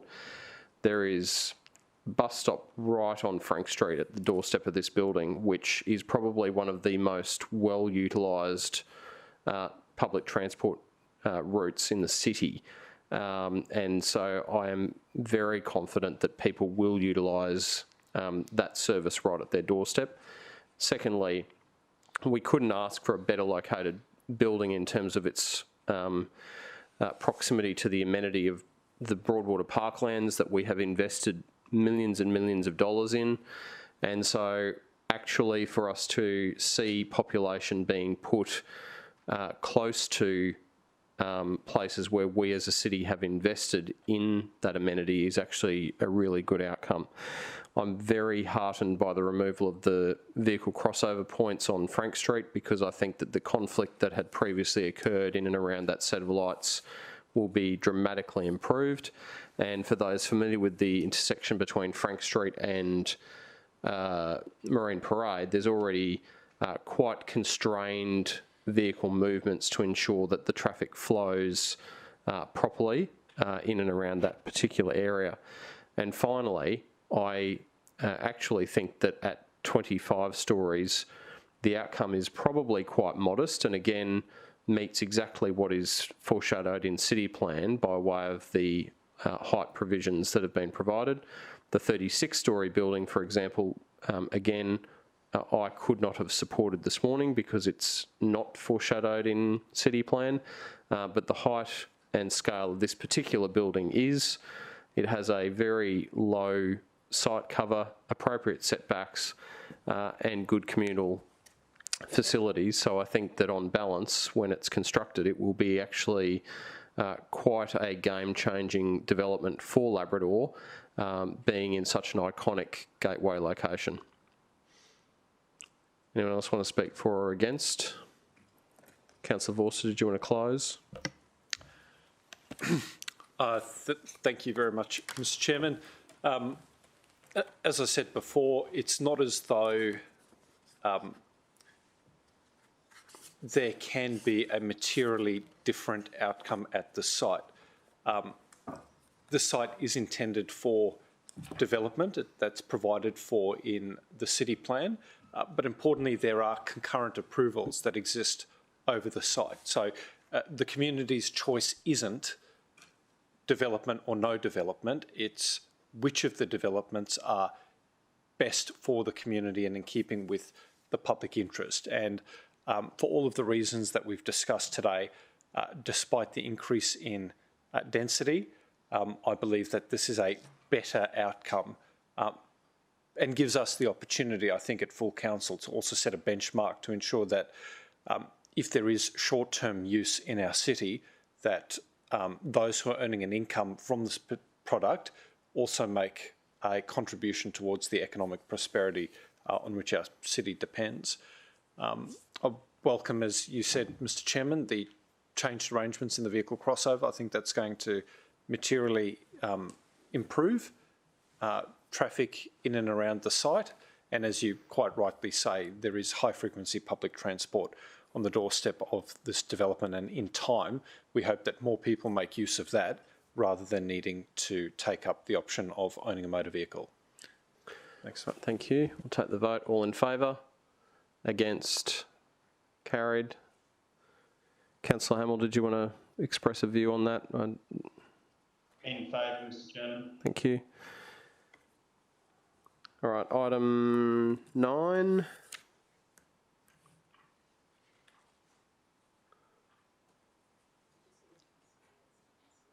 Oh yeah, Councillor Goetz is free.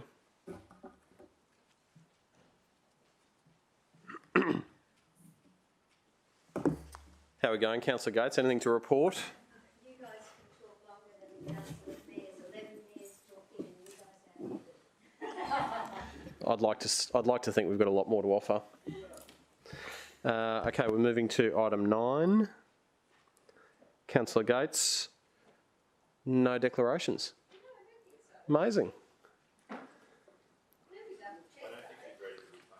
Okay, 'tis the season for minor change applications, it seems. Did we want a short presentation on this one?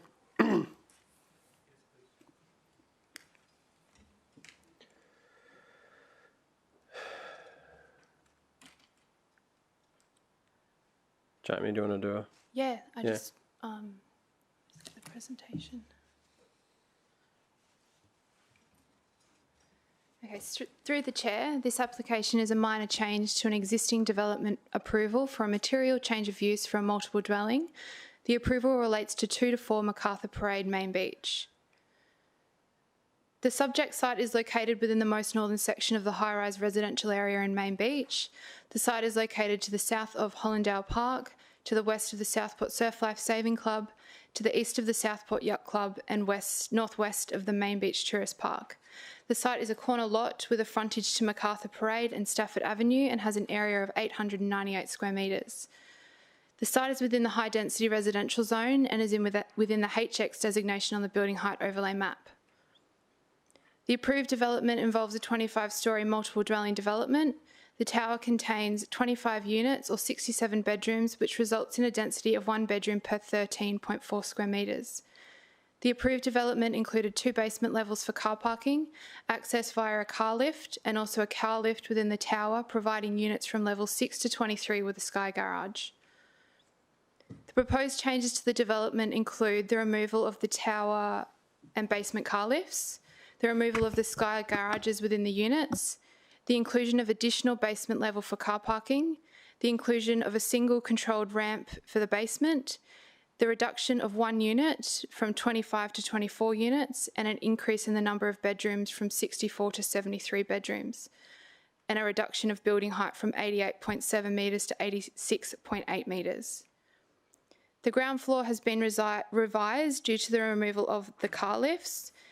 This includes a larger lobby area, however the setbacks and site cover of the approved development have been maintained. As a result of the minor change, the car parking on site has increased. The approved development included 53 car parking spaces, 50 for residents and 3 for visitors. The proposed development includes 57 car parking spaces, 54 for residents and 3 for visitors. The proposed change generally maintains the setbacks of the approved development, and the key changes proposed are to the southern boundary. The approved setback is 3.26 metres to the tower car lift, and the proposed setback is 2.9 metres to the new fire stairs. The minor change seeks to reduce the number of units and increases the number of bedrooms. The residential density has changed from 1 bedroom per 13.4 square metres to 1 bedroom per 12.3. The proposed change maintains the same tower floor, the same built form as the approved development. The subject site is well located to public transport, open space, and a range of facilities and services within Main Beach. Additionally, the subject site has sufficient infrastructure capacity to accommodate for the proposed development. The proposed changes to the approved development are considered to be minor in nature and do not result in a substantially different development to the approval. Officers have therefore recommended that this application be approved subject to conditions. Are there any questions? Thanks, Jamie. Question, Councillor Taylor.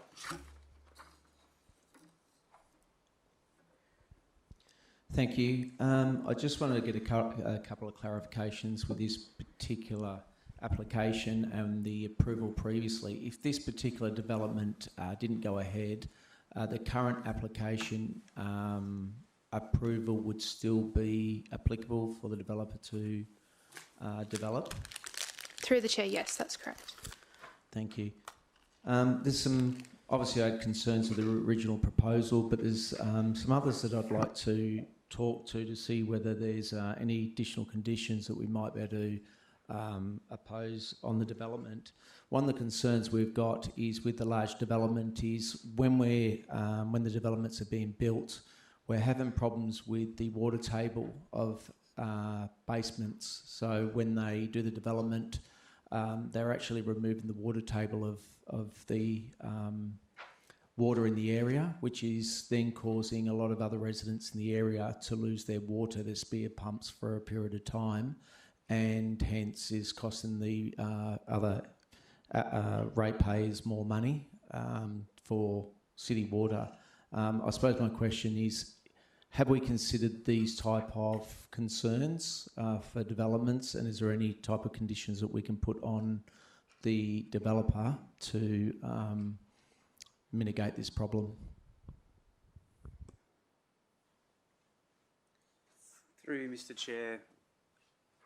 As you may be aware, we've got dewatering management plan conditions for the associated impacts of basement construction, insofar as any impact upon other people's asserted rights for the spear pumps. It's probably a civil matter that the city plan doesn't actually have the means to regulate in the way that those matters could be controlled through that specific condition under typically under a condition of approval for a development.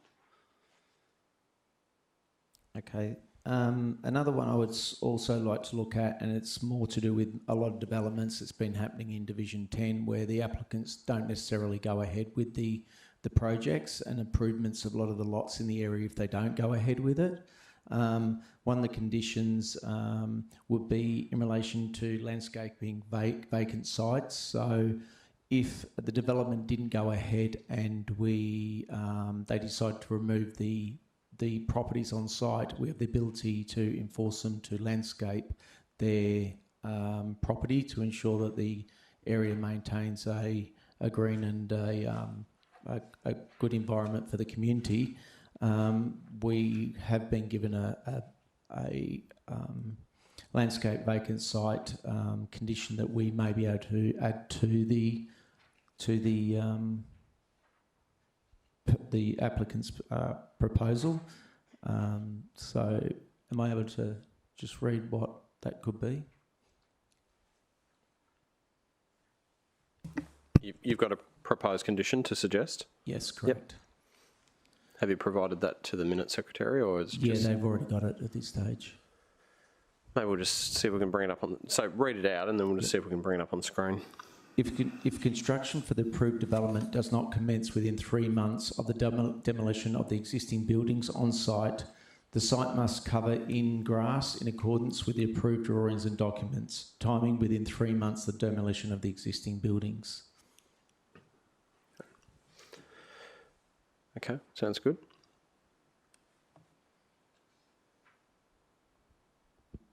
Yep. That's it. Yeah, that's fine. Yeah, okay. Further questions? Councillor Gates and Councillor Vorster. Thank you, Chairman. I'm wondering if the officers can please show me how the car parking is going to work in the basement. Do we have a perspective of the queuing that is proposed in terms of I'm presuming there's just one lane in and out and that it's signalised from the report. And it does say that preference should be given to vehicles entering. I'm just unclear on how it's going to work. So through the chair, at the ground level there are 2, I guess, spaces available for cars to stand in the driveway area. There's then a signal to say if it's, I guess, yellow or green, whether they can enter and exit, and that's at each basement level. I'm not sure if Chris is available that might be able to... I'm just wondering... In the redesign, I mean, I'm sure that a one-way entry and exit is not the preferred outcome. Was there any discussion about redesigning it, given the change in the whole emphasis being for the car lifts and what have you, to accommodating traffic both ways or not? Through the chair, I don't think we did go back to them to sort of try and get a different ramp arrangement. That's what they put forward, and I guess we assessed that and were satisfied that it could still function. Okay, so, Chris, did you want to make any comments on that? You're muted. Can you hear me? Yeah. Great. Mr. Chair, a two-way ramp would necessitate removal of parking. It is a fairly small site. There's really not a lot of ground for us to make them provide two-way. These signalised one-way ramps are quite common for these small sites. It's not precluded under the Australian standard. The Australian standard requires adequate queuing provision on site. In this instance, they can queue 2 cars at the ground level. It is a fairly small or short section of one-way ramp down to the first basement level. These residential developments, they're largely tidal in the way the traffic flow works. You get most people heading out in the morning, most people coming in the afternoon. It's only 24 dwellings, so the instance of having to wait there will probably be low anyway. They have done a queuing assessment which shows that it's more than adequate to ensure that there's no impact on the external road network. Chairman, I guess I can't argue if that's been the determination, but there's 23 three-bedroom apartments in the proposed building and only 2 spots for queuing. And if, as has just been suggested, most of the traffic's going in and out, morning and afternoon, I just don't understand how that's going to be satisfactory. In my mind, I can't see it working. So I think, sorry, just what Chris had said was that the predominant flow is outwards in the morning and then predominantly back in the afternoon. I think that's what he was saying. Is that right, Chris? Just to clarify. That's what I understood. Correct. Yeah. So that means that the instance of having to wait for someone in the opposing direction is much reduced. I don't know how that assumption can be made when they're 3-bedroom apartments, but I accept it. So, Chris, also, just while you're there, is it a better outcome that the actual vehicle entry point is on Stafford Avenue rather than at the moment we've obviously got 3 vehicle crossovers for the 2 sites onto MacArthur Parade? Is that your preferred entry point off the quieter street? Yes, that's correct. Is that what he's saying? Okay. Councillor Vorster, followed by Councillor Hamill, followed by Councillor Taylor. Thank you. Thank you, Mr Chairman. I merely wanted to respond to the proposed condition by Councillor Taylor. I'm all for the site being well presented between demolition and construction, if that period's going to be greater than 3 months. This is a high-profile site, absolutely high-profile, and we spend so much money as a city in, maintaining the public realm that this private landowner should make sure that their site is maintained to the same standard. So the turfing makes sense to me. Where I become a bit hesitant is in the suggestion that that site be unfenced and remain open as a turfed area for 2 reasons. Number one, I think that can create an expectation in the community that this is somehow a park or pocket park and should and will remain open. I think that's a real risk, particularly when there's no real good pedestrian access from the other side to the site. And the other reason why I'm a bit hesitant is that perhaps the applicant could argue that that's an unreasonable condition, because if it is turfed and made to function like a park, they may be exposed from a liability point of view to any injury that may occur on the site. So I would love to support Councillor Taylor's condition, but I'm uncomfortable doing so unless we add the caveat that the site also be fenced. And that's my experience. That's, I think, what happened with the Iluka site. I could be wrong, but there was a demolition of a site in Surfers Paradise. I think they fenced it after turfing it, and there are some development sites in Robina where they've turfed it, but also erected fencing for that purpose. So. Councillor Taylor, what's your thoughts on that? Sensible? I appreciate where you're coming from. We've got a couple of sites that are already not fenced and parked, and they've put pollards. So, and there's other sites that have fenced it. So I suppose, in my view, that would be up to the owner of the property to determine their responsibility for that particular point. We do have properties in Surface that we have the same scenario where we have unkept property with tiles that are damaged that the public can go on at the moment, and we have no powers to force them to fence it. So, look, I appreciate where you're coming from, but again, I think half the trouble as well, seeing all these properties fenced as well, would be a real negative outcome as well. So, trying to find the balance is what I'm trying to get. So, Mr. Chairman, I think it's worth fencing it. I mean, this could become a magnet for illegal dumping, for example, and then. Again, it's such a high-profile site, so high-profile. The public, it's not public space, so there's no real loss in fencing it. The applicant may have proposed erecting a fence around their property. I mean, by all rights, people can expect ultimately for there to be fencing around the property. So getting ahead of the game, I don't think is unreasonable. I think it's going to protect amenity and actually prevent a lot of the antisocial issues that you're complaining of, through you, Mr. Chairman, to Councillor Taylor, because we'll end up with a nice green, visually appealing site behind a fence that won't be a magnet for illegal dumping, antisocial behaviour or overflow car parking. So I'm sure we can come to a sensible landing point where we wrap up both of those. I think probably the difference will be what the transparency level of the fence is, because if they put up a standard, 2 metre development solid fence, then there's no point turfing it because you can't see through.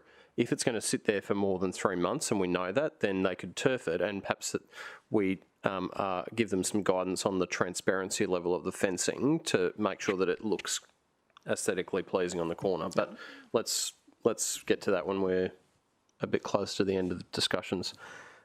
Sorry, Councillor Hamill, then Councillor Taylor, then Councillor Pauline Young, then Councillor Peter Young. Mr. Chairman, thank you. Can I just get clarification, because on page 805 it lists the bedroom increase from 64 to 73, but on page 807 it's 57 to 73. What's the actual increase?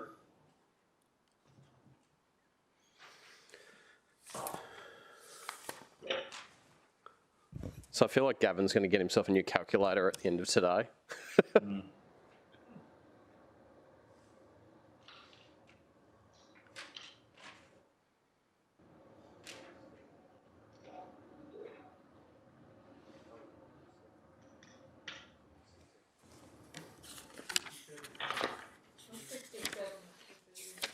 '67 is mentioned in numerous places, but 64 is incorrectly mentioned, I think, Mr. Chairman. Through you, Mr. Chair, Councillor Hamill, I think it's 67 because when you add in the 8 2-bedrooms and the 17 3-bedrooms, that comes out at 67. Right, I'll take that as clarified. Thank you, Mr. Chair. Okay, Councillor Taylor. Thank you. If I can just go back to the traffic management side, there was a previous report done with a car lift for banking.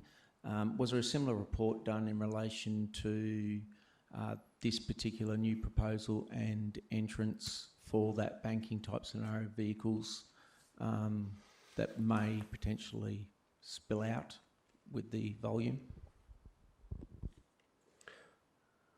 Looks like Chris is approaching the stand. Through you, Mr. Chair, yes, there was a traffic impact assessment submitted by Right Skilled Traffic Engineering, and there was a queuing assessment done as part of that.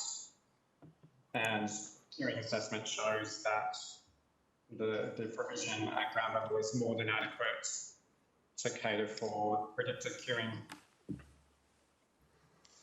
Okay, thank you. Councillor Taylor. Was there a comparison? Was it an improvement or not an improvement in the original report? Through you, Mr. Chair, if I could just clarify, an improvement in terms of expected queuing demand? In relation to how many vehicles would be expected to be queuing from the driveway that could queue or spill onto the roadway. So the report last year, based on the amount of car spots and vehicles waiting for the car lift or skylift, there's similar type scenario here, what they would be waiting for if they were actually having to queue out the front in relation to volume of vehicles in the driveway, and that could go out into the street. Through you, Mr. Chair. So the queuing assessment showed that the 98th or 99th percentile queue would be no more than 2 vehicles. I worked with the applicant to improve the queuing provision over and above what was provided on the previous approval because I knew that it was a concern for Councillor Taylor. Thank you. I'll take that as an improvement. At your request, even. Councillor PC Young, then Councillor PJ Young. Thank you. And through the Chair, just back to if we're going to be looking at the grassing of these sites, if it's potentially, we may need to look at conditioning and where that's sort of some sort of mowing schedule or something would be done, which is another condition on the applicant. Otherwise, we're going to end up with all of these wonderful high exposure sites with very long grass on it, and then lots of phone calls coming through to our offices saying, we've got unkempt sites, can council do something about getting those sites mowed? So if we should potentially look at that condition going in, we also would need to look at the maintenance side of things. Okay, Councillor Peter Young. Thanks, Chair. I also had the question that Councillor Hamill raised about the number of apartments, and I now need to clarify. The report tells us on page 821, that to comply with A01 of the Transport Code. This is down the bottom, bless you. Bless you. The development is required to provide 24 resident spaces and 3 visitor spaces. That's for 73 bedrooms. And in fact, they're providing double that amount. Is that right? Through the chair, yes, that's correct. Thank you. That's my question, but I'll just add a comment that it seems remarkably low number of car parks required for 73 bedrooms, just to have 24 car parks. Through you, Mr. Chair, we are located in the Transport Hub area, which has a lower rate for the high density res zone, being 1 space per dwelling, regardless of number of bedrooms. Thanks, Chair.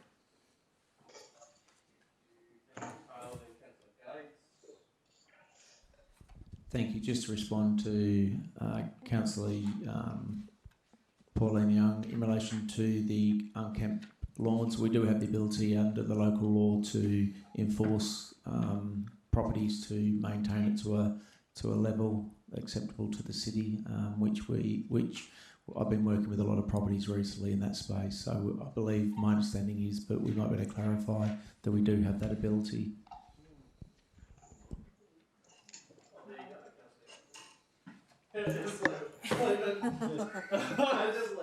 All right. Councillor Gates. Thanks, Chairman. Just a question through you about that proposed condition. I'd just like to ask through you to the Director, have we imposed such a condition previously? Through you, Mr. Chair, Councillor Gates, no, we haven't. Has it been considered whether it's reasonable and relevant? Mick Moran, who's on the line today as well, have had discussions with Councillor Taylor. We didn't believe it was relevant for us to put on the development application, which is why we suggested to Councillor Taylor to put forward that word into committee. And if committee did decide to put it on, we're obviously happy to. Okay, so it may end up appealed, possibly. Possibly. Thank you. Councillor Vorster. Thank you, Mr. Chairman. I think we can be doing a much better job protecting amenity during construction and between gaps in demolition and construction. So I absolutely applaud what Councillor Taylor is putting forward. I just think that there are unintended consequences that I think we need to address, and it sounds as though Councillor Young wants to address as well. While city officers may not form the view that it is a reasonable condition to be putting on the development, I don't hold that view. And I don't hold that view because we are already seeing some responsible developers already doing what we're asking. So some are already acting to level, turf and fence their properties. I'm sure for self-interested reasons, because they don't want to expose themselves to public liability issues. But I think given that others are already acting in the space, it's reasonable to suggest that others should meet that minimum standard, particularly in such a high-profile site, because I can't reconcile us spending so much money trying to make Surfers Paradise and the Spit and Main Beach look good when we allow it to be let down by half-demolished buildings. I think we should take that opportunity. And I think it's also a reasonable thing for us to do, because quite often in our construction management plans, we say that fencing needs to be in good order and free from graffiti. You know, like we're already attaching conditions in our approvals to mitigate some of these issues. We're already doing it. This is just dealing with it in a different phase of construction, being the gap between demolition and work coming up out of the ground. So I would be very comfortable putting a condition attached to this development, and I think the developer would be letting the community down if they resisted as much, because what they're essentially saying is that there may be a gap of 3 months and the site may be left in an unkempt way at a high profile site. I don't think they'd do that. Look, just because it hasn't been done before doesn't mean to say it's not worth trying. Yeah. And if we, I'm sure the applicant is watching in their living room, and they'll have realised that this is a very important component of the approval package. So I'd be surprised if on something of that nature they decided to pursue it. And if they did, we'd just re-deliver the message that it was important for us. So, you know, I certainly think it's worth trying. They may well just adopt it and move on, and that will be a great outcome. So, make us build it. None of this will. Yeah, well, and that's true too. Yeah. Councillor Gates, who I think we dealt with. Councillor Hamill, you had your hand up virtually. Mr. Chairman, can I just clarify? It's Councillor Taylor, not on the committee, but his proposed word, they adopted by anyone? Well, Councillor Hamill, what I indicated earlier was that when we get to the pointy end of discussion and we get to a motion, I think we've probably got enough will in the room that something could be incorporated to that effect. So, thank you. Any other questions, councillors? All right. Would someone like to move for something to be approved, for example, with that wording or a version of? Councillor Vorster, do you want to have a crack at that? Thanks, Mr. Chairman. I don't want to get this wrong. I really want to have some good words. So almost like the Narang item that we considered earlier, I'm happy to move the officer recommendation and ask officers to reflect on the discussion that we've had to come up with a form of words that provides the level of the protection that we want for the local amenity.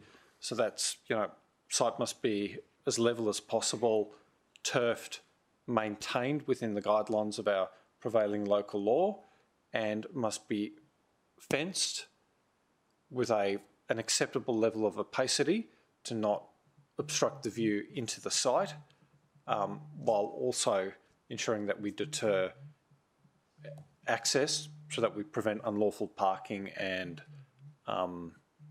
illegal dumping. So if city officers can form up some words between now and full council, that would be appreciated. And in the meantime, I'm happy to move the officer recommendation. Okay. Was that a question, Councillor Gates? So you want to apply a second to that motion quickly before we move on? Second the motion, Okay. but I have another question. Right, If I could, I wonder if there's any appetite to make it 6 months, only because of COVID, of building supplies. The construction industry, as I understand it, is hammering ahead, and it's difficult to get people at the moment. I just think 12 weeks is perhaps a limited time available in the current circumstances in which we... Yep. So, Mr. Chairman, if I can say this, my expectation is that this condition will only kick in the moment that the building is demolished or the existing sites are demolished. So they will be able to defer demolition in order not to have this apply and potentially not have to construct anything over the site altogether if there is a constraint within the industry. So I'd much prefer them to leave the existing buildings up and keep them up until they're ready to construct, rather than leave a gap. Let's just, I think it's probably still a valid point though, Councillor Gates. So maybe when the wording comes out, if we can just contemplate, you know, whether that is the right time frame, and keep that in mind, as with the transparency level of the fence or the opacity. It would seem to be the current trend of description. So you can still tell a lot from people's eyes when they react to things. I saw yours. I just want to ask the acoustician now what their thoughts are. All right. So chain link fence. Yeah. Oh, wow. Powder coated. All right. Councillors, any other contributions to that? Otherwise, we've got moved by Councillor Vorster, second by Councillor Gates. Councillor Vorster, do you want to I know I'd asked you to just make a contribution on the actual wording, so did you want to open in relation to the matter proper? Yeah, look, thanks, Mr Chairman. I think we should all acknowledge that this particular development had been subject of intense community interest, and at the time that Council considered it originally, we saw fit to look past the Sky Garage aspect and ultimately approve the development. And given that this development represents a far more traditional outcome than the one that we have previously supported, I think the applicant can reasonably rely on our support today. Obviously, this site is a very contentious one for the community because, in effect, it's a proxy for the discussion that's been had publicly about the future of Main Beach. But I think those who focus their attention on the Sky Garage element of the earlier approval, they can breathe a sigh of relief because that is not the outcome that will ultimately be delivered on the site. Importantly, I think today we've established that this is an important high-profile site for the city, and we recognise that so much that even in the midst of construction, we want to preserve the amenity of this part of the Gold Coast by making sure that it is protected from antisocial behaviour, properly fenced and turfed in a way that's consistent with the broader streetscape. And if we've paid that much attention to what could only be a very brief period in the history of the site, residents can be satisfied that we believe the actual built form of the site itself, the development itself, adheres to the highest possible visual standards as well and will ultimately contribute to the Main Beach skyline and not detract from it. So I think much like the Labrador development and much like the Palm Beach development, what we've seen today is 3 development applications that improve on an earlier development approval. And I think we need to start supporting that as a city, because the moment we start telling people to rather defer to earlier approvals that deliver to a lesser standard, we're going to rob ourselves of the opportunity to begin crafting a much better skyline for the city. Thanks, Councillor Vorster. Anyone else want to speak for or against? Councillor Vorster, anything else you want to add? Otherwise, we'll conclude the... No, thanks. ...discussions. Right, we'll take the vote. All in favour? Against? Carried.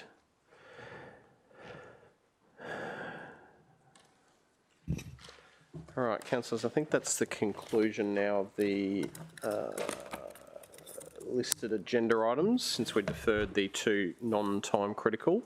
Alicia, did you want to... yeah, we saved ourselves 5 minutes there. Alicia, did you want us to move a motion for this? Okay, so councillors, you'll have received a copy of the DA activity report for the end of June quarter, which effectively captures the whole year gone by. So I'm happy to move that that the DA activity report be received. Seconded by Councillor Gates.